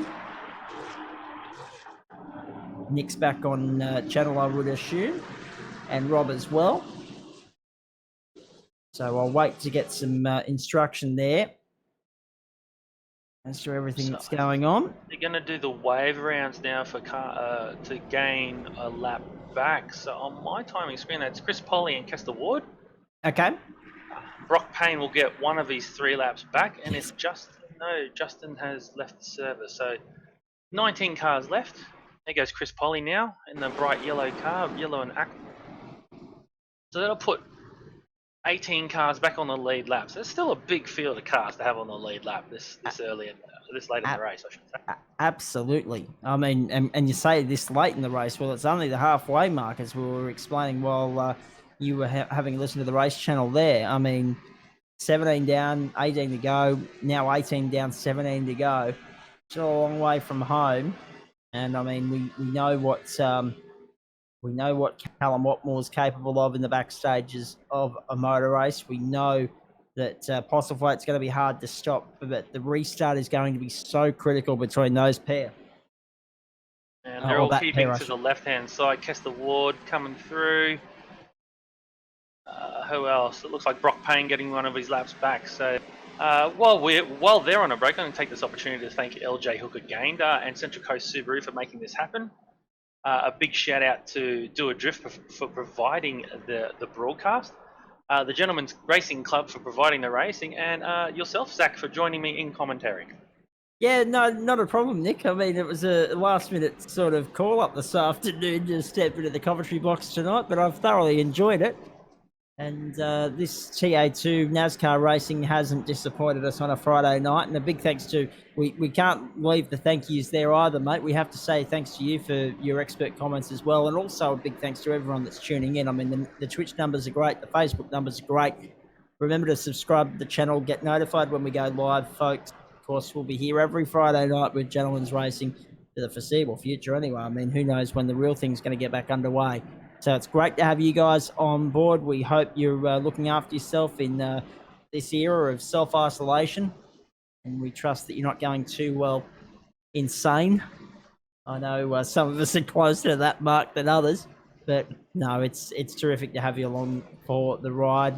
And let us know who you think's in this thing from here, folks, because anyone's guess. The field now bunched up. Oh, they've all gone into the pits. They've all tried to outsmart each other. Yes. Chris Whitaker was going to take advantage of it, and now they're all in the pits. They're all going to fill up real quick, smart, maybe some tyres. So Callum Watmore will be in the bird seat, catbird seat for this one, because he doesn't have much to top up his car. So will he just take fuel and go? We'll see. Let this one play out. We've got great aerial views provided here from Doadrift. Rob's flying around in the helicopter there. He's doing a great job. Actually, I'm surprised he hasn't got his QR boss flying around in the helicopter, JT. Glenn Postlethwaite has just left. It looks like Callum Watmore took left side tyres, and Chris Whitaker right on his hammer as well. So this will be interesting to see how this plays out. Your top three, Glenn Postlethwaite from Callum Watmore and Chris Whitaker, are under safety car conditions. Kane Baxter Smith did not take that opportunity to pit. This is what I noticed. People don't do that. Yes, there was. I noticed one car go by the start finish line while the rest were in the lane. So I'm glad you were able to point out who that was. Well, And I tend to think that in order to get an advantage, you got to do something different. So yeah, he could be in a great spot for this, or he could be in a very precarious spot. could be running the gauntlet. Go on. Because I was going to say, you could be running the gauntlet too, mate. You've got to think about the back end of the race and tyre wear and all. Exactly, and he's done this the last two races where he's if the safety car has not fallen in his pit window, he's stayed out, and good on him because he actually got some good results the last two races. Indeed. He may not have the outright pace, but he's thinking on the run. And that's what you got to do sometimes. So Callum Watmore will be trailing Postlethwaite off the restart here. Whitaker in there as well. The first couple of laps here off this restart are key. What is it, a double file restart we're looking at? It'd be single file restart. Single file? Okay. And Kane Baxter Smith and Glenn Postlethwaite had a good fight last week for the exact same conditions where Kane didn't pit and Glenn did.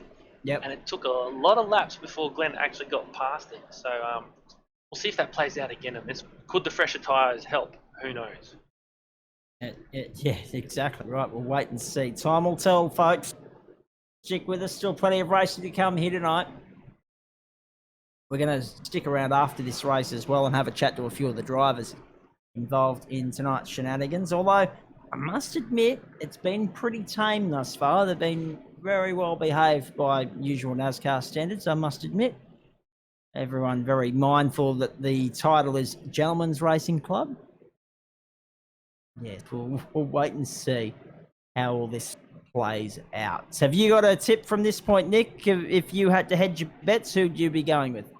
Can't really look past Glenn at the moment. He's got true. the pace.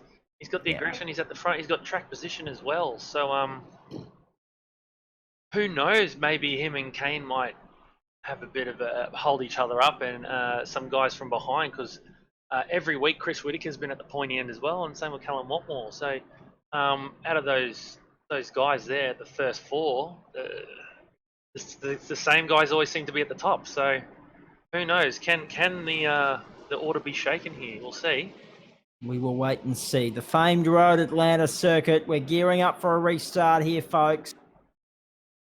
Strap yourself in and buckle up. The final 16 laps of racing about to get underway here at Road Atlanta. What a key restart this is. Now, and away he goes. He's got to jump. And that was key. He's put 2 car lengths between himself and Postlethwaite. Watmore, Whitaker in behind. Everyone else has made a pretty good start. 1 car on the outside of Sam Collins there, putting him under tremendous pressure at the moment and got the job done. Or does he? Collins looks to respond on the inside. Further back, we move our attention back to the front of the field there. And status quo line has turned through the S's for the first time.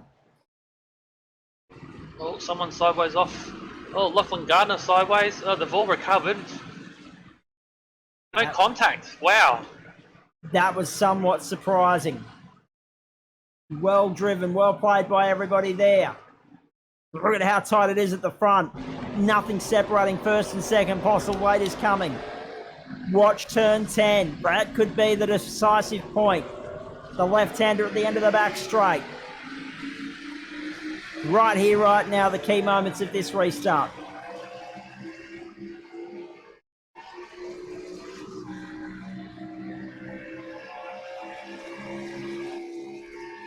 Well, he's under pressure.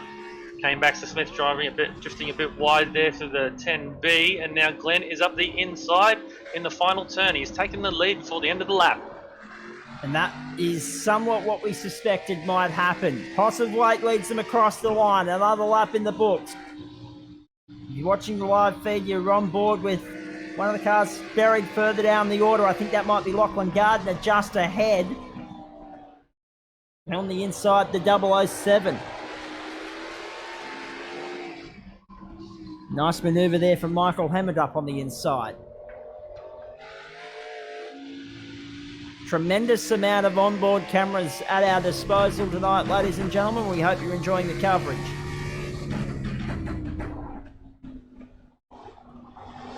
Fast circuit road Atlanta, even with the amount of S-bends and corners. The average speed really picks up between turn 6 and turn 10.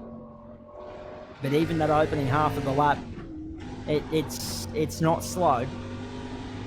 You wouldn't want to be coming back to Smith's bumper bar at the moment, would you? It's getting a fair workout, isn't it? Glenn Postlethwaite one lap, now you got Callum Watmore the next lap. Callum's not close enough to make a pass, but he will be. Some high intensity stuff here, and if Callum doesn't get this pass done, Glenn's just going to keep driving away. Now So he's up the inside now. So we look back towards our leaders, hopefully in a moment, as they come back down over the rise onto the main straight one more time. There they are. To turn 1. Really a little bit further down the order than we might have expected. Watmore and I mean this is an ongoing scrap at the top of the field there. Baxter Smith getting a real workout with Watmore and Postlethwaite, and of course Whittaker in there in 4th spot. So Whittaker 4th that's who I'm watching now, because Watmore and Postlethwaite are found away by Baxter Smith. Let's wait and see what Whittaker can do, whether he can find a way by. He's edging closer. He's got the chance at the end of the back straight here. They're onto the back straight now. Watch Whittaker on Baxter Smith when we get to turn 10. There's the aerial view. Slipstream will be key. Whittaker, can he force it down the inside on Baxter Smith when we get down to turn 10? This is the battle for third in the motor race, folks. The virtual race at Road Atlanta coming down to the final stages. Whittaker's not close enough at this point in time. Watmore's edging clear. He's got to try and find a way to catch Postlethwaite, but Postlethwaite has built a buffer. There's Whittaker looking down the inside. You ride with him going into 12? Not quite. They stay side by side. Have a look at this. Baxter Smith in 3rd. Whittaker in 4th. Nose to tail as they head to turn 1 one more time. And we have some 15 laps to go here at Road Atlanta. And Baxter Smith is all over the road at the moment, trying to make that Nascar as wide as he possibly can, and he nearly threw it in the dirt. Whittaker's right there now, looking to pounce, trying to find a way into 3rd position. It's only a matter of time. Kane's fighting a loose car now, so that was the risk he took by not pitting. And that's another thing too, is when you're under pressure, you just get you use your pedals up, you use your steering up, you're not smooth anymore. So Kane's got to either calm down and get his eyes forward and not think about the guys behind him, such as Chris Whittaker there. But unfortunately, Chris, I think, has got some fresh tyres on him, so he is going to be all over him. Patience will be a virtue for Whittaker. There's no doubt about that, Nick, because when he finds a way by, he should be able to consolidate third. He may not be able to go with Watmore and Postlethwaite, but he should be able to consolidate third here. Now this conga line's growing now, so Daniel Ackland has come onto the back, and Ben Snell's not that far off either. Oh, what about the pressure for Baxter Smith? You feel for him at the moment. Oh, Whittaker's wide in the grass on the exit of 12. So he's just given Baxter Smith a little bit of a lifeline there. Ackland closing in, Snell as well. Brendan Whittaker not too far out of it either. So 2 Whittakers in the top 7. Postlethwaite continues to lead, 3.7 seconds to Watmore. Oh, this is an epic battle here for third. Baxter Smith doing all he can to keep the Taco Bell entry at bay, and Whittaker was hugging the ripple strips there through turns 5 and 6 on the run to 7. Now Daniel Ackland's having a look too, so Chris Whittaker's got business happening in front, and he's got to keep his eyes peeled on the mirror behind too. So And he this could is gain or he could lose. This is exactly right. He's now under pressure as well as trying to apply pressure. That one slip up either way, he could lose a spot or he could gain a spot. And if Baxter Smith was to come unstuck, it could be Ackland gaining 2 spots. Who knows? Down to 10 once more. Baxter Smith doing a tremendous job.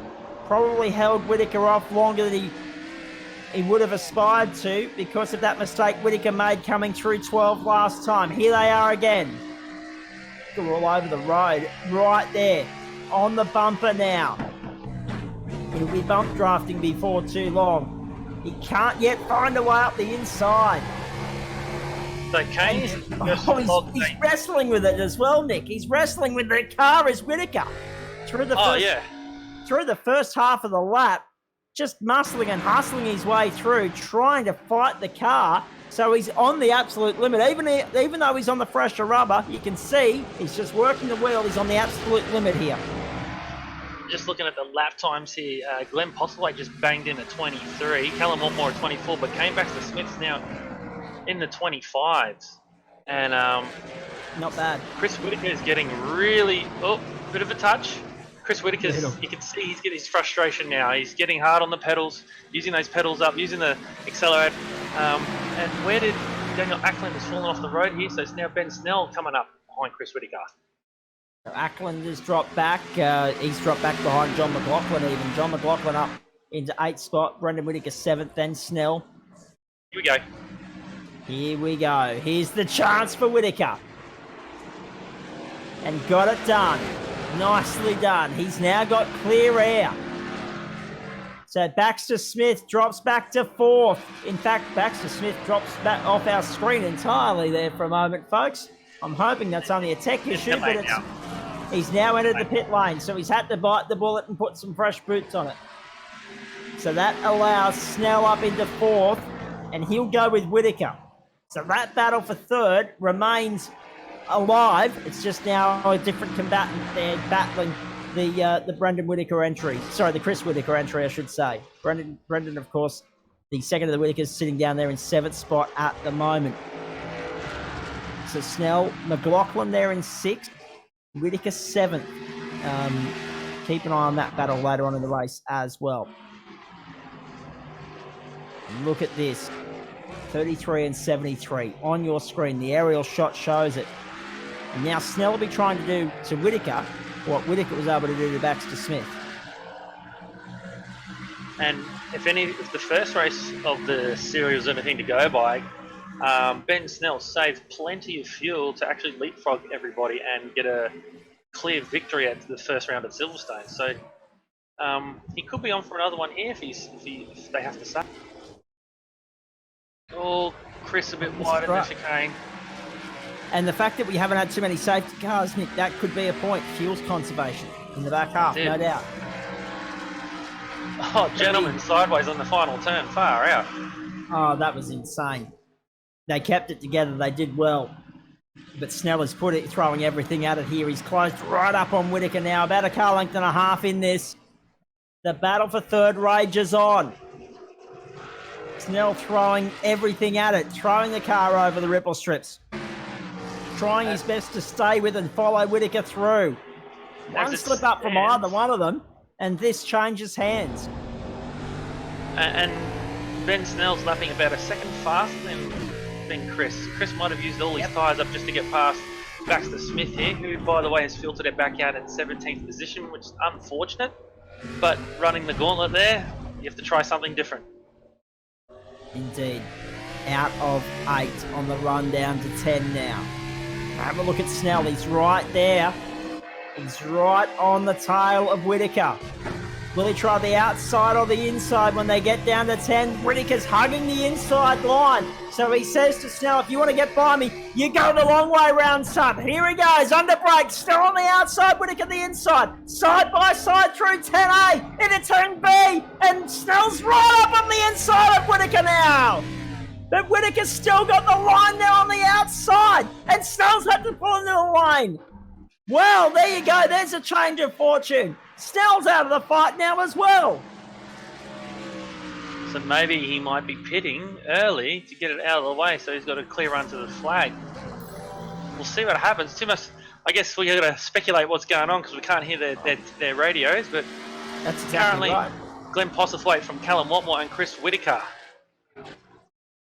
I was a little bit surprised by that because the speculation was, I thought the regulation said one stop, but this is the second stop now for these guys. So this is important right here. They might not have the capacity in the tank, so they might have to make a stop. Yeah. And that could be costing them in the long run.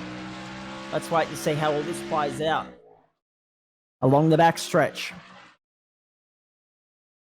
John McLaughlin, I think it was, we just were following on screen there. The aerial view picks them up.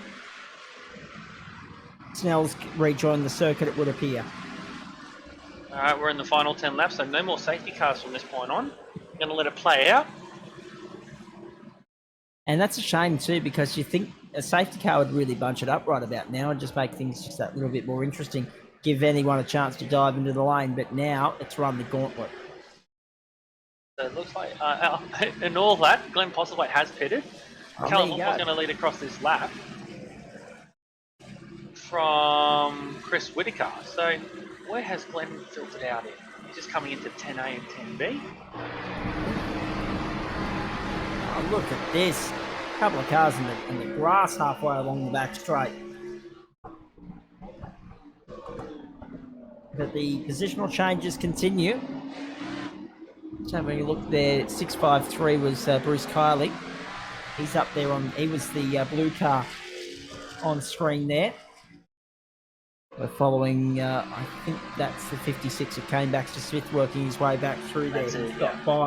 He's got by Kiley. So that was a nice bit of driving and working his way back through the field. Maybe he could salvage something in the back end of all of this.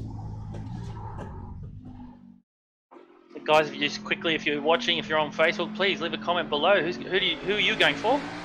And smash that like button, please, guys. And if you're on Twitch, please hit that subscribe button.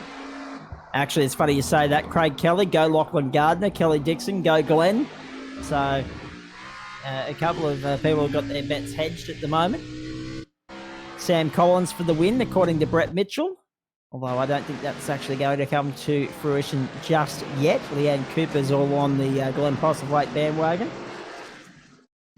Postlethwaite was in the box seat about 5 seconds ago until he had to pit. So now it's in the command of Callum Watmore. Who's actually just pitted, so now Chris Whittaker in the Taco Bell car has taken over. Now, does Whittaker have the fuel? Can he go all the way? What have we got? 7 laps to go. Remains to be seen. Hope you're enjoying our Friday night action here. iRacing from Road Atlanta. A reminder that the boys will all be back with you again next week. An Anzac Day Eve edition of the Gentlemen's Racing Club. That will be good fun. Not sure what circuits are on the agenda for next week, but there'll be, if it's anything like tonight, it'll be well worth the price of admission, folks. Subscribe to Doadrift on YouTube and Twitch. Join the conversation on Facebook as well. Been great fun so far. Stick around too, because we're far from done here tonight. We're going to dive into the chat room and into the forum and have a chat to a few of the drivers after the fact. I'll be interested to get Whittaker's thoughts. He was riding with the chat a couple of weeks ago when we just had a bit of a hit and giggle on here. I'll be interested to see what he's got to say about that battle with Baxter Smith. Yeah. And also the battle with the name escapes me at the moment. It'll come back to me. Apologies, folks. Chris Whittaker has completed this lap, so this could actually end up being a timed race if we're not too careful. There's 5 laps to go. So no, it won't be a timed race. My apologies. No. I was going to say, let's hope not. I didn't sign up for time certain racing, not on virtual racing anyway.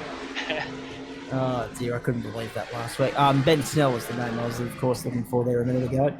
So apologies to Benny as they make their way through onto the main straight one more time. And, just looking at the gaps here, Chris Whittaker's got 13.9 in hand over Postlethwaite, and he's in the 25s consistently now. So is he saving a bit of fuel? Can he go the distance? Just quickly look at Postlethwaite. He just did a 22.7. Oh. He did two 22.7s in a row, so he is not mucking about. Not mucking around at all. And if you're Whittaker right now, you're thinking, oh boy, I might be in a little bit of trouble if I'm only lapping in the 25s. What are there? 6 laps to go according to the timing screen, 5 maybe. So, yeah, it could be in danger here.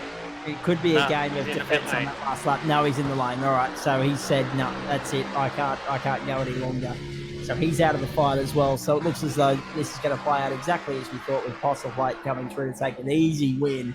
However, never say never in this game because there's 6 laps to go and anything could change at the drop of a hat. Well, Ben Snell has closed up on Mr. Callum Watmore. They're about a second apart now. They're coming towards the line. This is going to be an interesting end to the race. Unfortunately, Chris Whittaker just sitting there stationary, filling up. It's unfortunate for him. He's just leaving his pit bay now, which means there's a bundle of cars. Alex John, Daniel Ackland and Sam Collins coming on his outside. This is going to be interesting. And he's just side by side into the chicane. Oh, That's Terry. Yep, Daniel Ackland is around. Oh, and Gary Cousins, a innocent bystander and all of that. I was going to say there was never going to be just one loser at all. There was going to be 2. I'm very lucky not to be 3 or 4. Very lucky not to have everyone caught up in that. That got ugly very quickly. They've been so well behaved tonight, Nick. Yeah. It's a shame that it's all coming unstuck at the closing stage. Everybody's getting tired. Cars are getting tired. Equipment's getting tired. Commentators are getting tired. Everyone's getting tired.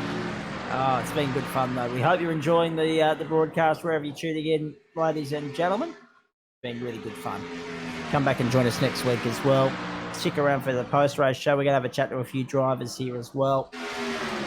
And that was really good stuff. But we've been talking about the trigger points, the danger points on this circuit all night, and it would seem as though they have delivered, although not be it in the velocity that we thought that they previously would. We thought there'd be a little bit more action than what there has been.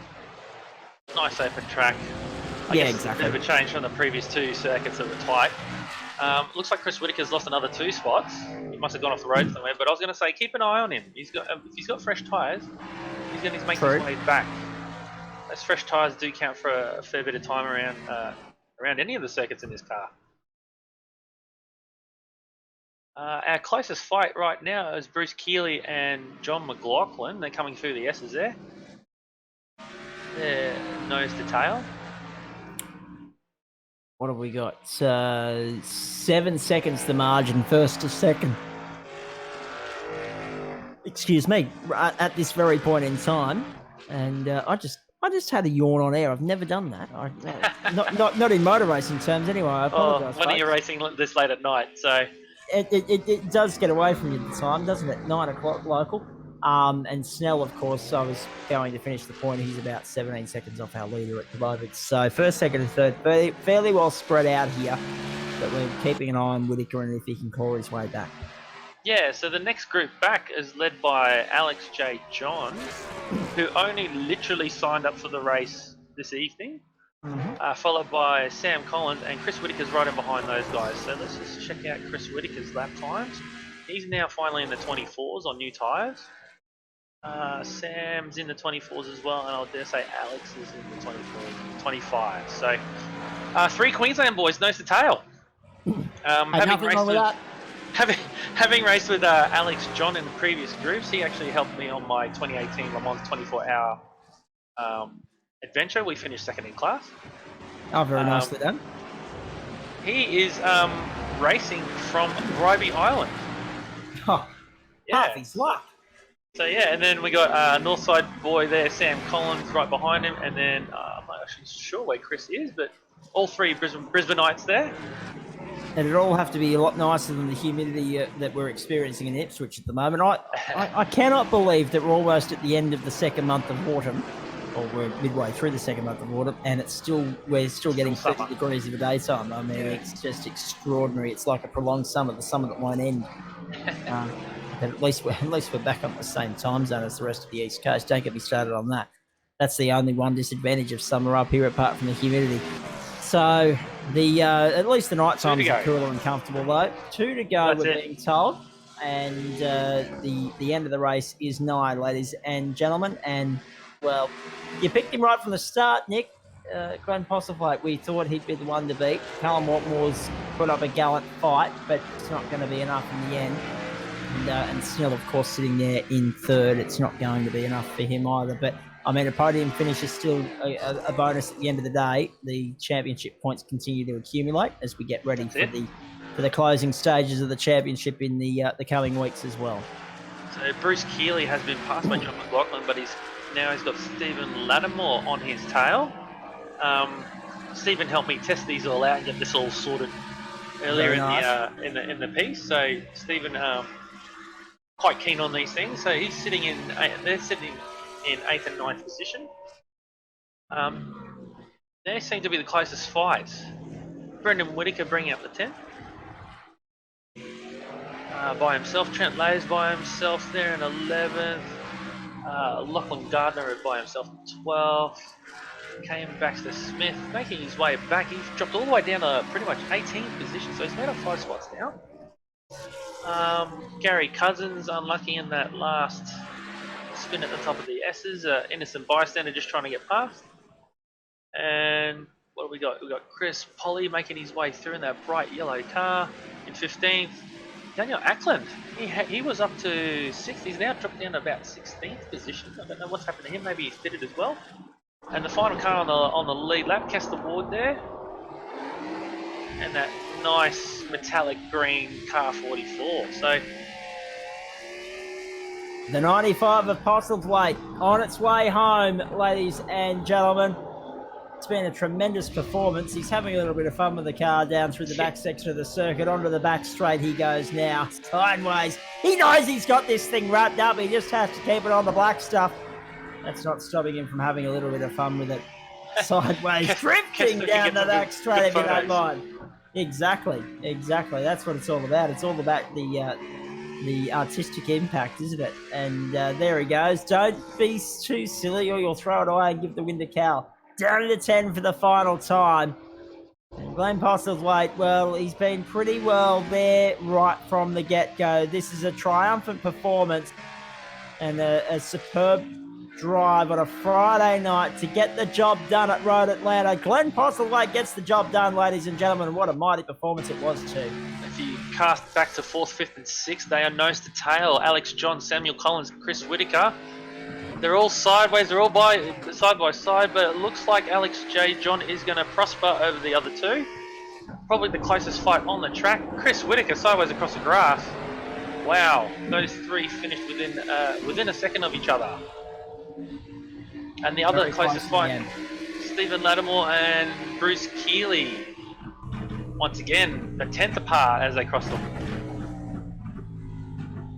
I'm just trickling my way through the field on my own screen here, just seeing if there's any other tight fights, but no. Good to see Lachlan Gardner up there in the top 12. Absolutely. He's getting his head around it slowly but surely. Chris Whitaker came back to 6th in the end. Sam Collins 5th. Glenn Postlethwaite, the winner, ladies and gentlemen. Carl Watmore second. 15.3 seconds the margin in the end. Probably not a true indication. Actually, no, let's be honest. It is probably a true indication, a fair indication of the dominance of Postlethwaite tonight. I mean, aside from the safety car and the pit stops, he has led this thing every step of the way. Yeah. He deserves such an emphatic victory. I mean, Cal went with him as best he could in the early stages, but it just was never going to be enough. Postlethwaite gets the job done. Is he getting ready to do some circle work and some donuts here? He's doing circle work There we and go. drift work. There he goes. Very nice done. Hopefully he'll jump into the chat room and have a chat to us very, very shortly. I mean, I hope you enjoyed it, ladies and gentlemen. That was clean NASCAR racing. Hardly anyone coming unstuck there, which was good to see. We're very pleased to be able to report that everyone got to the finish in the end. Just to recap the results, guys. On the main straight. Yes, please do. Glenn Postlethwaite taking the win, 35 laps around Road Atlanta in 55 minutes. Callum Watmore in second. Ben Snell to make up the podium there in third. We got Alex John in fourth, Sam Collins in fifth, and Chris Whitaker in sixth. They crossed the line within a second of each other. John McLaughlin in seventh. We got Bruce Keeley in eighth, Stephen Lattimore in ninth, Brendan Whitaker in 10th. And funny you mentioned that because John McLaughlin's jumped into the chat room. Hello, mate. Hey, Zach, how's it going? Very well. That was quite a good run for you. Top 10 finish. It looked as though it was a fairly trouble-free run. Give us your insights on the night that was. Yeah, it wasn't too bad. I'm slowly coming to grips with these cars. They're pretty tricky to drive, a lot harder than the real TA2, I think. But I'm getting there. I'm slowly getting up to speed. It's it's still a long way off the likes of Glenn and Callum, but I'm getting better. I'm not 2 seconds a lap now. I'm 1 second a lap slower. It's funny you say that too, mate, because we've been talking about the similarities between the virtual world and the real world now and how similar it is when you jump behind the wheel. But for you to jump on and say it's a little bit harder in the virtual world than it is in the real world, is that just part of the learning experience for you? I think so. I think I haven't racing for a while. I used to do a lot when I was a kid, but I haven't done it in the last 7 or 8 years. So there is a bit of skill specific to sim racing that I have to relearn. There is a lot of skills that translate across the two, but yeah, these cars in particular are quite tricky to drive. They slide around a lot, and the tires go off really, really easy. So you got to be very gentle and patient with them, and I think that's my problem. I'm not patient enough. And also getting your head around the different courses that we're going to each week. What'd you make of Road Atlanta? Well, I bought the track on iRacing yesterday, downloaded it, so I didn't know the track up until yesterday. But Very nice. It's tricky little track with the couple of chicanes thrown in with all the fast corners and whatnot. But it was a fun track to learn. Yep, and what'd you make of the on-track battle? There were a few guys there or thereabouts in your vicinity right throughout the course of the race. It looked like you had your hands full at times.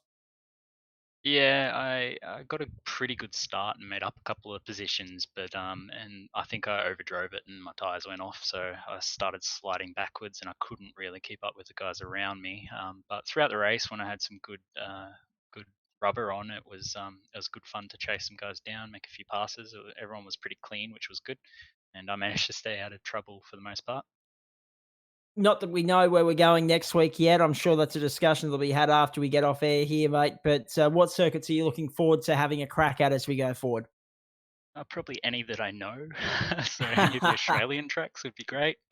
Memo to Nick, memo to Rob. Any circuit that John McLaughlin knows. Yeah. Unfortunately, iRacing doesn't have too many Aussie circuits. They only have 3, right. and we are going to use the 2 of them in the final 2 rounds. So, looking ahead, we got to be announced, which I put a vote up actually last week, and it looks like it's going to be Spa-Francorchamps. So, Nick, is what you're saying there, if you're watching this and you want more Aussie tracks, start smashing emails and everything across to iRacing and start demanding some track. But maybe Queensland Raceway and Lakeside Park. That'd be good ones to start with.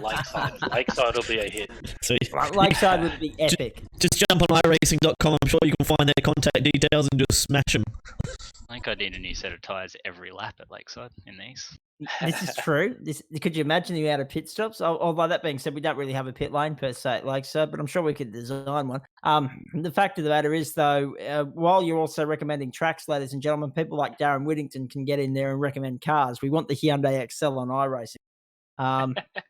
Just quickly to wrap things up, John, how are you handling the whole social isolation, self-isolation caper, mate? I mean, it's a challenging time for all of us. We all want to go back racing, but how are you, mate? What are you doing to make the most of it?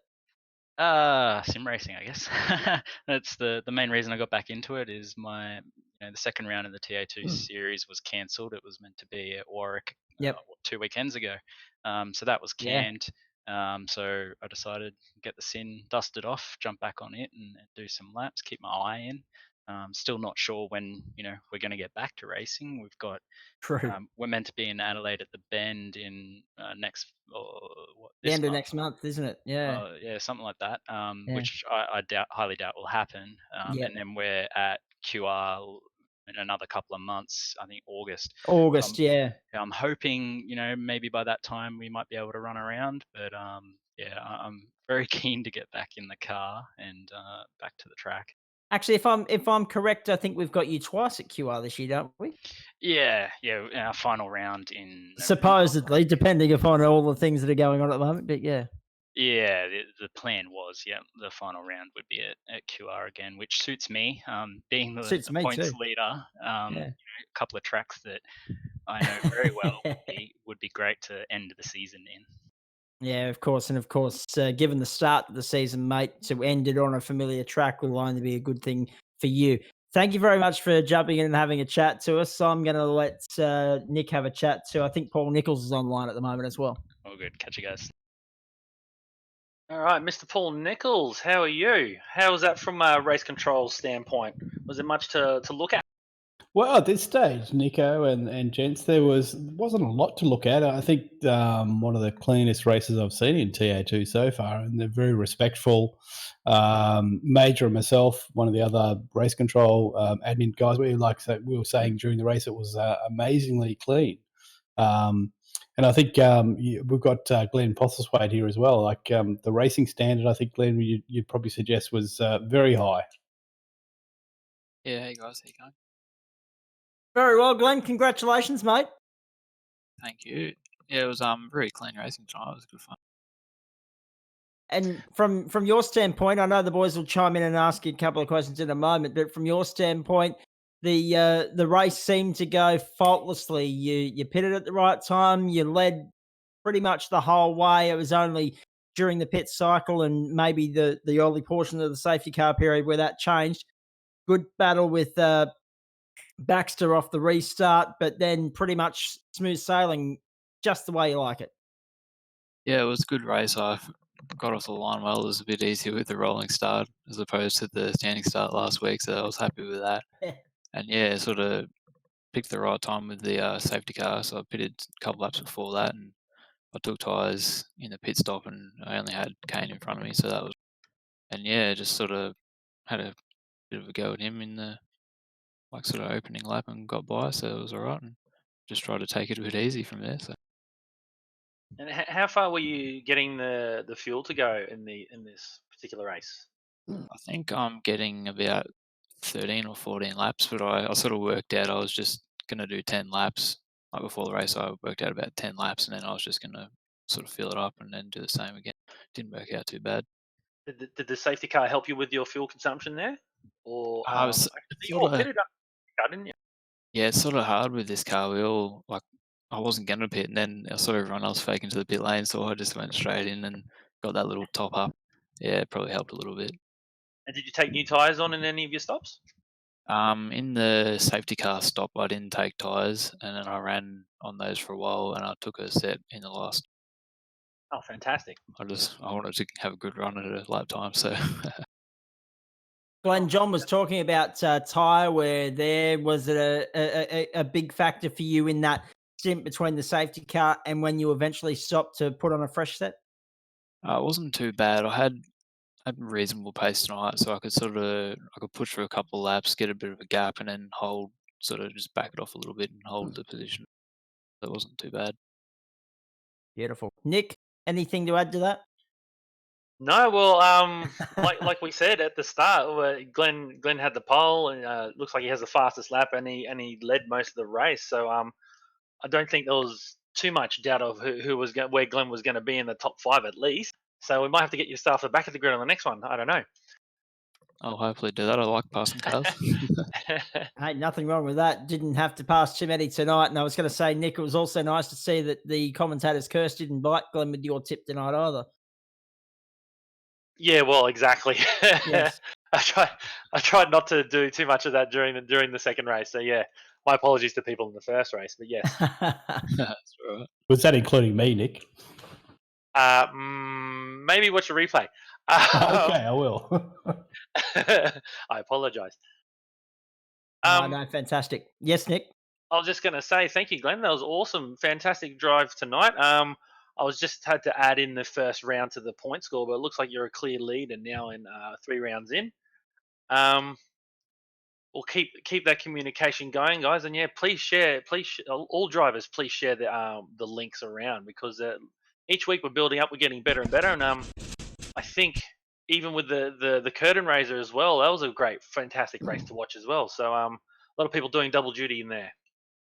Yeah, absolutely. I think the more and more of it that can share this event, and thanks for hosting Doadrift on your YouTube and Twitch. It's it's about the community at the moment. We're all kind of in social isolation, and this is a great medium for us all to share and be communal. So thank you for participating, and let's get bigger and better. Yeah, that's not a problem at all. Thanks for tonight. And guys, as I said, I've got a free subscription to give away. I did say whoever was in the chat on Twitch chatting the most will get that. As a thank you, this is the very first subscription I have for the channel since we went to affiliate. Nice. So that was Springy188 was just smashing out comments during that race. So Springy, I'll give you that subscription. I'm still working on all the benefits and everything that come with that, but be sure to check that out. And anytime we have the racing on and you jump in, you'll have access to all that. So thanks again, guys. Hello, Chris Whitaker. I think we had Chris just jump in. Chris. Hey, guys. How was that for you, mate? That looked like a lot of fun from where we were sitting. Yeah, it wasn't too bad. I just made a little boo-boo on that last stop and accidentally ticked tyres, and yeah, that kind of ruined it all. But yeah, no, it wasn't too bad until then. It was We've definitely done that before. Everyone in this who's in iRacing has certainly thought about, I've got to unclick tyres, and you forget about it and costs you 20 seconds or so. Yeah, no, that's it. It's it was only one side that was clicked, but yeah, it was just those couple of seconds that then sort of put us out of that. I don't know, probably 3rd or 4th position, something like that, and we got caught up in a bit of drama, re-entering out of the pits, and ran to the side of someone else. So I don't know what the call's going to be on that, but it is what it is. So yeah, but no, good fun anyway. It's a tricky track, really tricky track for those cars, but yeah, a bit of a drift session most of the time. So yeah, definitely think hats off to you guys. I personally think these cars are harder to drive than the supercars. Personally, I cannot get a handle on them. They're you guys can finish the amount of laps you did tonight and have some clean laps. Well done. Cheers. It's a bit of a mission. We saw your fight there where it came back to Smith, and how was it from your perspective? You did have a bit of speed on him, but he does drive a wide. Yeah, it's one thing being faster, it's another getting past, isn't it? So no, I was throwing everything at him and then burnt the hell up the tyres doing that as well. So no, he did well. He did really well. He was positioning the car really well, and I had a couple of little sniffs and thought, he might leave a bit of a gap, but no, he held his nerve really well actually. Mate, you mentioned about the circuit being so hard on these cars. Fast flowing top section, and then a lot of flat running where it's very hard on brakes, particularly at the end of the short shoot down to turn 7, the run down to turn 10 as well. It's a really unique little track, and I mentioned during the call that I'd love to see the NASCAR Cup Series race here proper. I think it'd be awesome fun. I reckon it'd be calculated carnage for the big boys. That's for sure. It'd be bloody good to watch. Were you It'd be bloody good surprised? to watch. Were you surprised actually at the lack of carnage in the opening stages there? Because we were all expecting a little bit of trouble at turn 3 and also turn 10 on that opening lap, but everyone got through and behaved themselves. Yeah, I thought it was going to be a bit of action in that first that first little complex there up through the little chicane there. It's usually crazy through there. Everyone thinks sort of turn 1, we might take it a little bit easy through there, and then you get to that chicane and it's every man going left, right, and centre. But no, it was actually surprisingly tidy. I saw a couple going bush, and I think that someone went round maybe 2 or 3 laps in. Just out of that complex, and I was sort of yelling out to Brendan, look out for the black car on the left-hand side sort of thing, just in case it popped back over. But for the most part, it was pretty tidy. Yeah, I think Chris, myself and Craig Bott in Race Control were saying it's one of the cleanest races we've seen in TA2. There are a couple of incidents, but nothing major that we would call. But, really clean racing. So awesome job for all the races out there tonight. Cal Watmore's joined the chat room, and so too is the grandfather. We'll get to you guys in just a moment. We're just chatting to Chris Whitaker at the moment. Was that you chiming in there, Rob? Yeah, I was just going to say one thing I noticed and I thought I'd put out there is I've been watching some of the professional drivers on iRacing having a go, and I feel like a lot of them treat it as a bit of a joke. They're smashing into each other, having a laugh, and they don't care. And the one point of difference I've noticed watching the guys in this series is that everyone takes it very seriously, and they're trying not to smash each other or have a like they're really treating it as if it is a real race and that the cars aren't just you can't push a button and get a brand new car. And I think that's the whole point of the series is that we want to try and make this as professional as possible, because it's about treat these cars. Yes, it's a sim race, but it's also about treating this as real life. So I think that's a credit to the admin team and you guys broadcasting this. I got to say, it definitely makes a difference. Because I obviously camera working, I'm watching everyone, and having watched the professional drivers, and then I think that honestly, a lot of the drivers here are acting far more professional than what I've seen out there. And I just want to say as a credit to you guys, it's been great to watch. You're not referring to a number 9 supercar at all, are you? Oh, there's a few numbers and a few different types of cars and a few different series that I'm referring to. I will say from my It's a perspective, yellow flag, man. myself and Paul Nichols have been organising this, and I've been getting messages from all sorts of people. Check out my car this week. See what I've done here. Sharing the posts, all that kind of stuff. Everybody's taking it seriously and in a good way as well too. So. It's also been good to see that a lot of the guys who race at the track in real life are able to still get their sponsor's name out there, get that sort of stuff and keep it going. There's not many sports at the moment or things where people can do that. And I posted up in the Twitch saying that I think we're really lucky that we've got a sport here that can be simulated, with such detail that a lot of the guys, absolutely. Rugby guys and everything can't really. The NBA, I mean, they can play NBA 2K, but it's not quite the same. It's not the same at all. Motor racing's extremely lucky that we've got this virtual world in which we can escape to at a time like this, and everyone else is sort of envious of us. And I mean, it also goes to show how desperate we are, how much we're craving some live sporting content. When you look at the viewing numbers the Supercar eSeries is getting on Fox Sports at the moment, the numbers are astronomical. And I guess the great thing that they've got going for them that Formula One doesn't, in terms of its virtual series, is that all the main game drivers have signed up. Formula One hasn't got that luxury at the moment. Yeah, and also I think it's about, at the moment, we want to be communal. We want to be in a community. So that's critical, I think, at the moment. We can't physically associate with each other, but we can do this online and be in a community that's really supportive. Chris, are you still with us? Yeah, mate, yeah. Mate, you were fairly vocal in your opinion of a certain car that we were driving around here a couple of weeks ago. What were your thoughts on the NASCAR?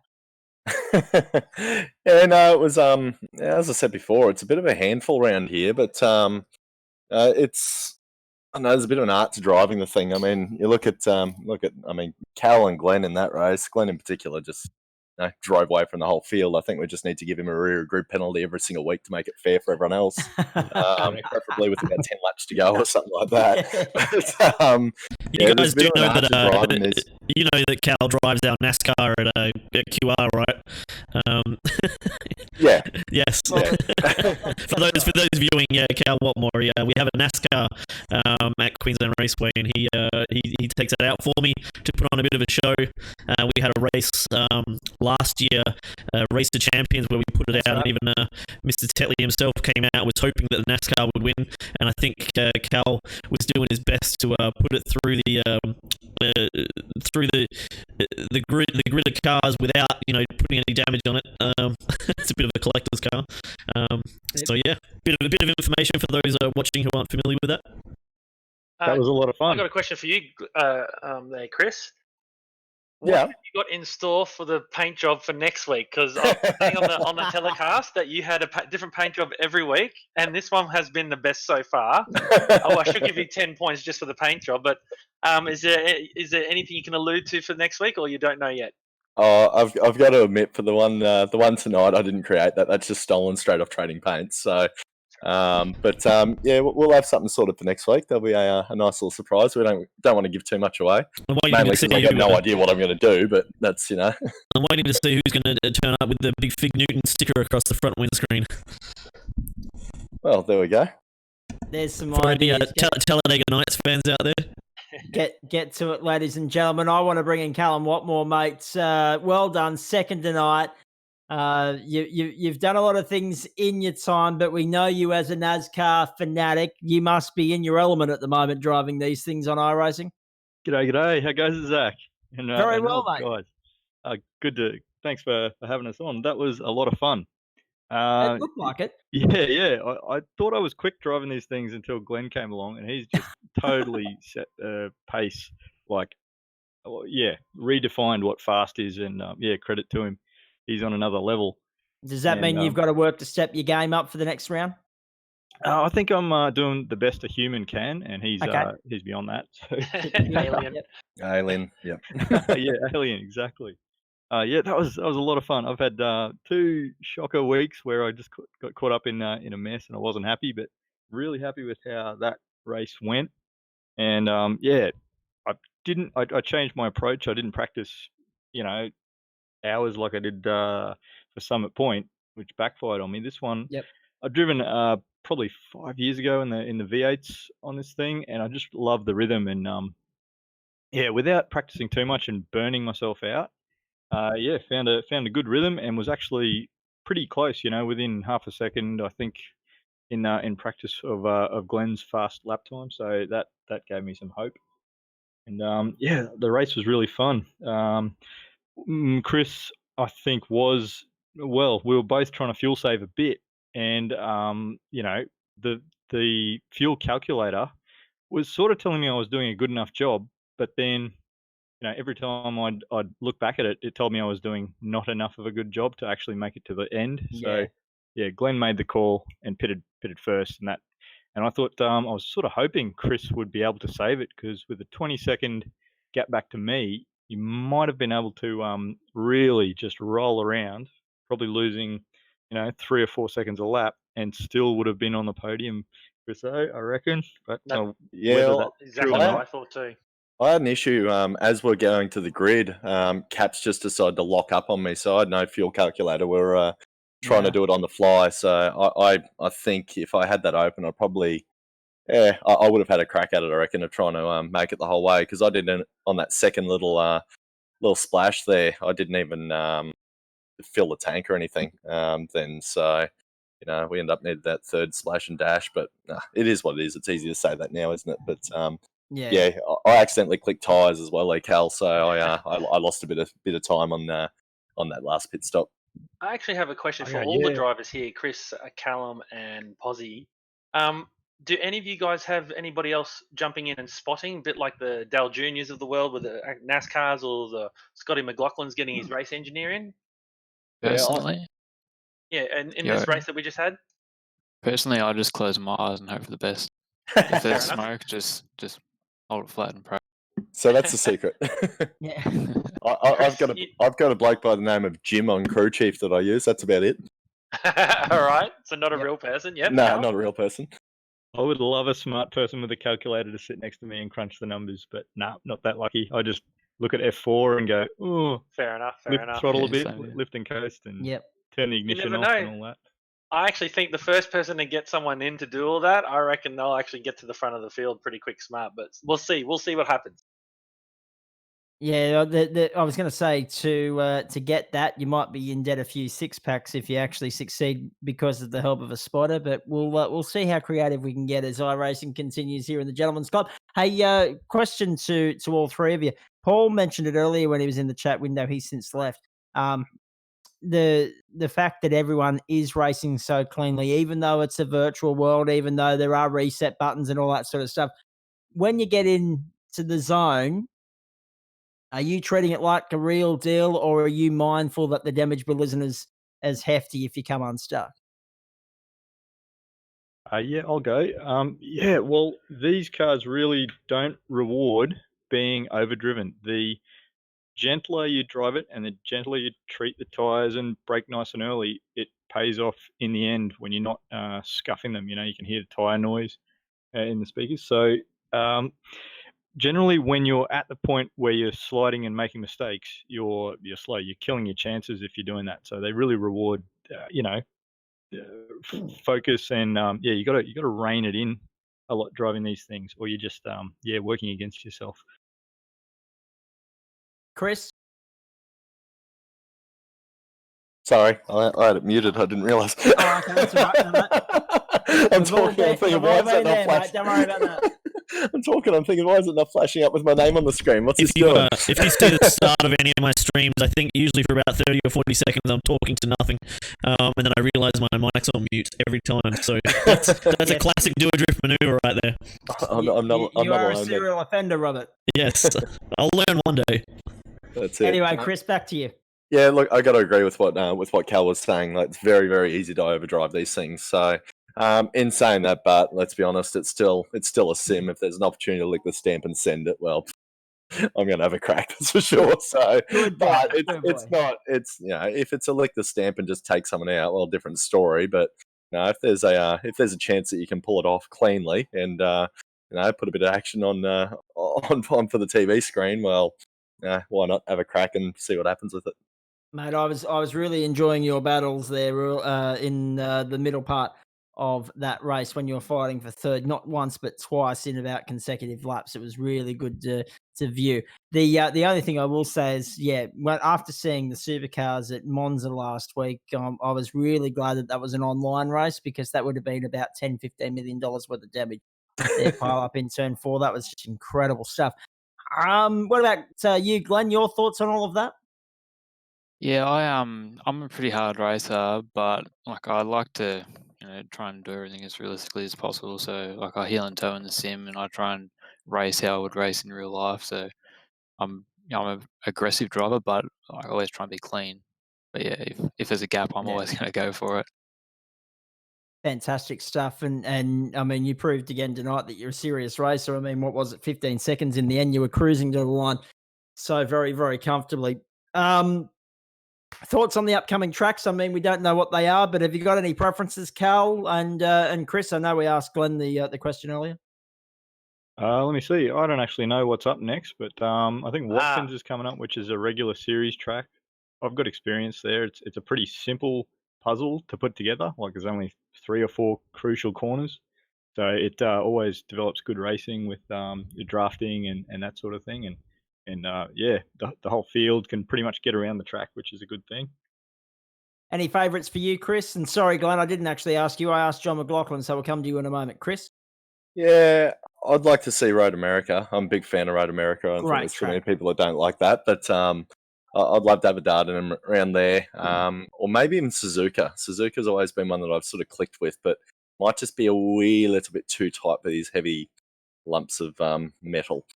Well, this is true. You got to weigh up the desire to race the track and also whether the car is going to be suited to it. Glenn, your thoughts? I think next round might be Spa. I think we had a bit of a vote on that. Looking forward to that. That's an awesome track. But I'd love to I'd love to hit up Bathurst in these. I think that'll be good fun, and probably Phillip Island. I'm not sure if they're on the calendar. They're probably two of my favourites. I was I going to reckon say, the island would be good. Yeah, I reckon that'd Yeah. be a good combo. you have Yeah, to go back so- to the 90s to the last time you saw NASCAR around Bathurst. That would be So just looking ahead on next Friday, it was TBA, and I did put a vote in the Facebook page to the drivers. They have responded with unanimously Spa-Francorchamps. So next Very week we'll be nice. at Spa. I voted for every single track because they're all bloody awesome. So I did help out on the Road America one there for you, Chris. And then after that, I actually started this before. After that, there'll be Circuit Gilles Villeneuve. So the actual Ooh. Xfinity cars do race around there, Yep. or have done in the past. We're going to then do Daytona Roval. So not the Ooh. Daytona actual Yep. NASCAR track. We're actually going to go and do the Roval, and this is a free circuit. So I dare say, in terms of drivers, there will be a lot more drivers on there, especially some new guys. And then the final four will be Mossport in Canada. It's a very Yep. fast-flowing circuit, but very easy to go off. Yep. Callum's favourite, Watkins Glen there. Nice. And then the final two will be Aussie tracks. So it will be Phillip Island and Bathurst. And I would dare say, being Bathurst, we'll get a big influx of drivers there too. That'll be huge. Thoughts on all of that, boys, before we let you go? Oh, Yeah, sweet. sounds I like good to the me. sound of Montreal. Man, I've never driven there, but yeah, sounds excellent. That is an Pretty excellent wild. track. Chicane, long straight, chicane, long straight, chicane, hairpin. Yeah. But it's all about the braking in these NASCARs. Yes, we know they turn left very well, they accelerate very well, but braking seems to be the heavy chunks of time that are spent on the racetrack when you're in these NASCARs. They do a lot of hard work under brakes, no doubt about that. Boys, well done tonight. Thanks so much for stopping by to have a chat to us, and look forward to doing it all again with you in the coming weeks. Well done. Thank you, guys. Cheers, guys. Yeah, appreciate it. Thanks for having us. Great night. Nick, that was great to get their insights. I mean, they're all so very well aware of these unprecedented times and making the most of the ability to get together in an online community and going as best they can to keep it as professional as possible and treat it as though they've strapped the visor, they've pulled the visor down, they've strapped the helmet on, and they're going out racing for real. Well, that's it. I mean, I think we discussed that earlier in the broadcast. The more that you approach it as is a real thing, such as what Glenn was saying, he actually three pedals it and uses the H patterns. I mean, I know Callum Watmore does that too. Myself, I do that, and a couple of my other friends do it as well. And the more you approach it as a real thing, it becomes a learning tool that then can then transfer across to the real thing. So, Yeah. such as Callum driving the Queensland Raceways NASCAR. I mean, everything he practices right. here, he can then transfer across to that NASCAR and drive it really well around Queensland Raceways. Exactly, even though it's only for demo, but yeah, you still need to be able to drive it well and put on a good show. So, looking forward to what's ahead, mate. So, obviously, there'll be some gentleman racing to come, not just with the NASCARs, but also the boys that we saw earlier with the rally cars. That should be good fun. I know you guys will be back next week. I'll hopefully chime back in and say good day from time to time as well.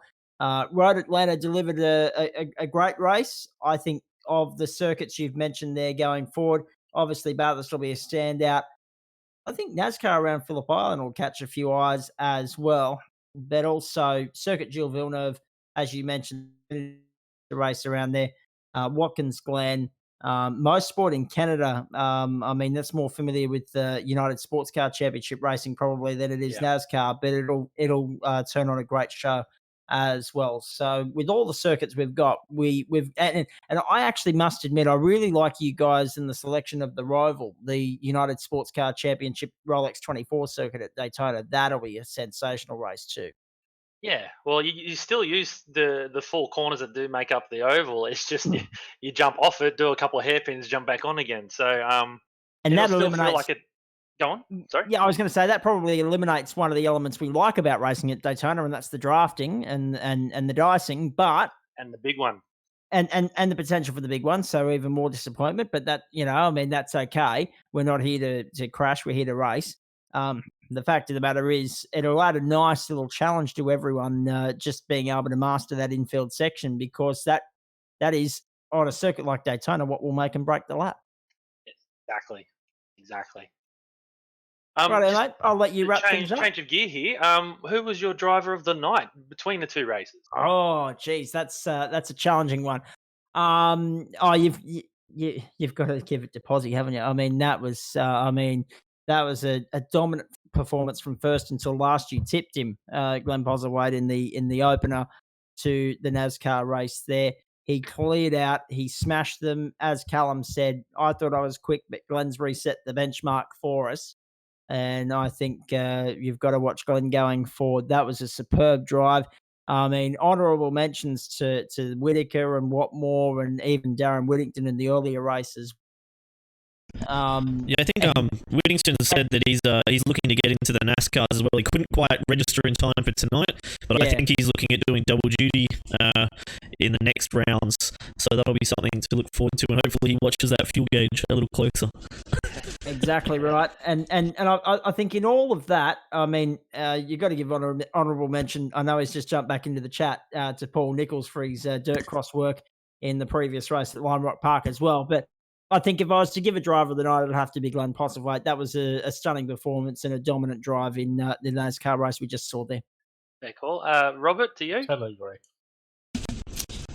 It's hard for me to say. I was flicking through the cameras quite a lot, so I was never really sort of watching one person for too long. I did like. There was a lot of battles going on around that third to fourth position battle in the NASCAR race towards the end was excellent. Everyone involved in that it was just great to watch, and I basically got to a point where I had the cameras which let me look from the side of the car at the wheels, the front wheel and the rear wheel, and all I was doing was flicking back and forth because every second that something happened, there was a car in front, there was a car behind, they were bumper to bumper, and that was fantastic. So I didn't quite catch who all the drivers were. I think it was it Whittaker, and I think that was some excellent driving there. Yeah, fair enough. What about your thoughts, Nick? Who caught your eye tonight?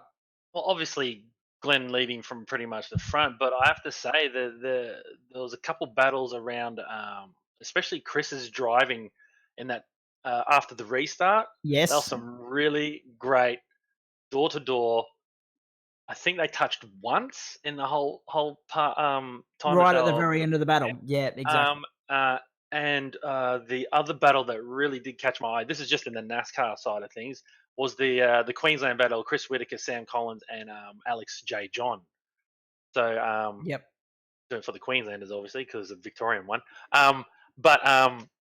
Yeah, those ones caught my eye. And then if we wind the clock back even further to the production car race at the start with the rallycross cars, up until he got involved in a crash, Michael Hammond was actually just hammering it there. He's leading pretty much the whole way. If it wasn't for the safety car, he wouldn't have got back up to the field at all. So so it was a great night of racing, but just a lot of those things stuck out in my mind tonight. So it was quite good. Yeah, I was impressed with what I saw, and I think as the field grows, as the season goes on, as we say, we've got a lot of names entered and registered here. It's just a matter of getting onto the free circuits later on. So, as you say, the Roval, and then obviously Bathurst being Bathurst, that'll attract a few people as well later in the season. So, I think we're in for a few good weeks here, and we've got enough content to fill us up on a Friday night until racing should resume, hopefully early July. But again, that's tentative. We really don't know what's going on in the real world at the moment. It's an evolving situation that's changing by the day. But thankfully, as we said all along, motorsport has this avenue in which to escape to at a time like this, and it's the envy of the rest of the sporting world at the moment. I think we also saw a lot of improvement from those that tuned in over the last few rounds. Guys like Lockie Gardner, who are starting to come to grips with the cars and the simulation, getting used to it. I think last week he had quite a few offs, and I didn't really. I was watching him a bit this week, and I don't think he had too many offs at all. I think he was doing pretty good. So as a lot of these guys who actually race and have now strapped themselves into the simulators for the first time are starting to come to grips with it, I think we're going to see the field mix up up a little bit during the season. Somewhat disappointing to see someone of Lachlan Gardner's talent battling that far down the order, but that's the great equaliser that sim racing has become, Robert, because some guys have got more time behind the wheel in the virtual world than others. As you say, Lachlan Gardner, John McLaughlin's still learning it as well. So as they get more familiar and comfortable with the cars and the technology they're now using, well, that's it. watch for them to come on leaps and bounds. You see, they know how to drive. So once they come to grips with the simulator, that's the difference. So I jumped on the simulator recently.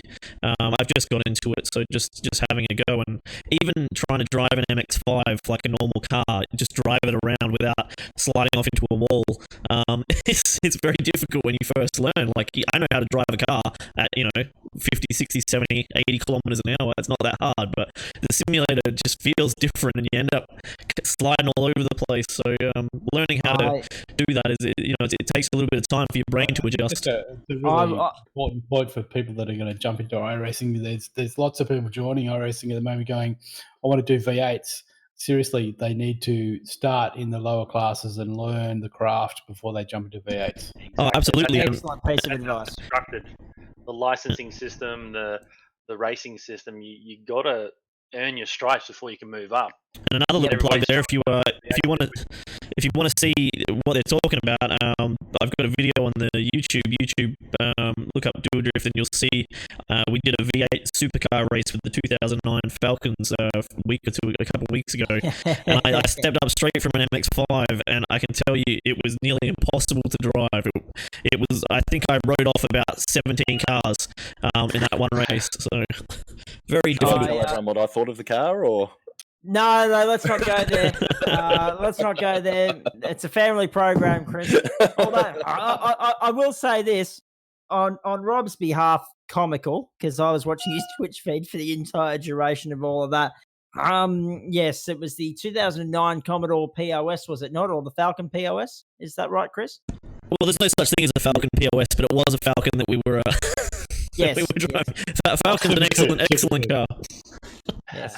Dear. We'll leave it at that on that note. I think I won't say everything else that Chris said about them, but if ever we go down the track of not racing NASCAR and racing V8s, I think we need to spend the money and buy the newer model Mustang and Commodore. We'll pay the $15 for the well in the past. We'll pay the $15 for the Mustang, I think. Exactly. I bet there's a lot of supercar teams out there that wish they could pay $15 to drive a Mustang, but luckily iRacing lets us. And not pay for damage. No, exactly. 100%. And more so for Chris's sanity levels more than anything else. I think we leave 2009 in the past there and move straight into the 2018-19 technology. So, in saying all that, if you're watching and you want to get into it, you can easily pick up a basic entry-level sim from EB Games, places like that. JB Hi-Fi, they have the Logitech steering wheels. I think they're about $300 or $400. That's pretty much all you need in a basic computer. I was running it on a pretty old computer. I've just upgraded, so it's a little bit better. I should say much better. But much better, yes. if you want to get into it, feel free to message the page, message the Doadrift page. Let me know. I can get you on the Discord, and you can chat to everyone. On the Gentlemen's Racing Club, got plenty of knowledge. We'll get you up. We'll get you logged into all those, and on the different Discord servers, and get you set up. So let us know if you're interested, and we can hook you up with that. I'm very pleased to report that even though we aren't getting sponsorship from EB Games and JB Hi-Fi, they're actually classed as essential services at the moment. So everything that Rob's just said there, take it on board. You can actually go and buy your sim racing equipment. Video games are definitely an essential service right now. Delivered to home as well without no physical contact.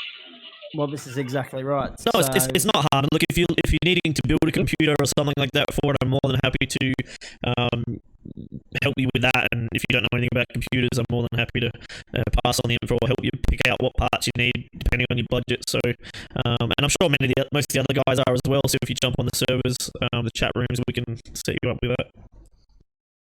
Fantastic. All right, I think are we done, boys? Is that it? Yeah.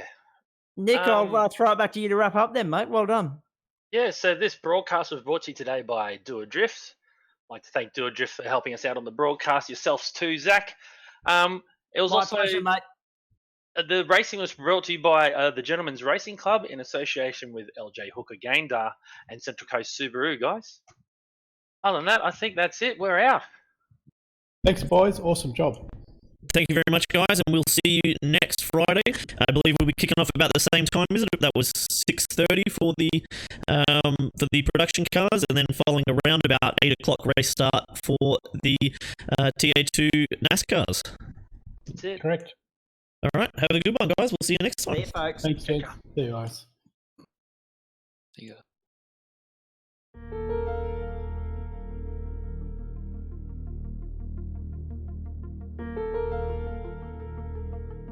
Houston, if you're ready, we'll maneuver.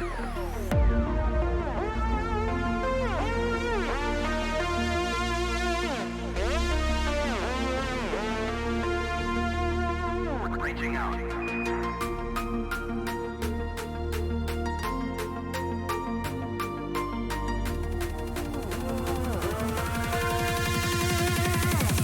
Rainbow Road.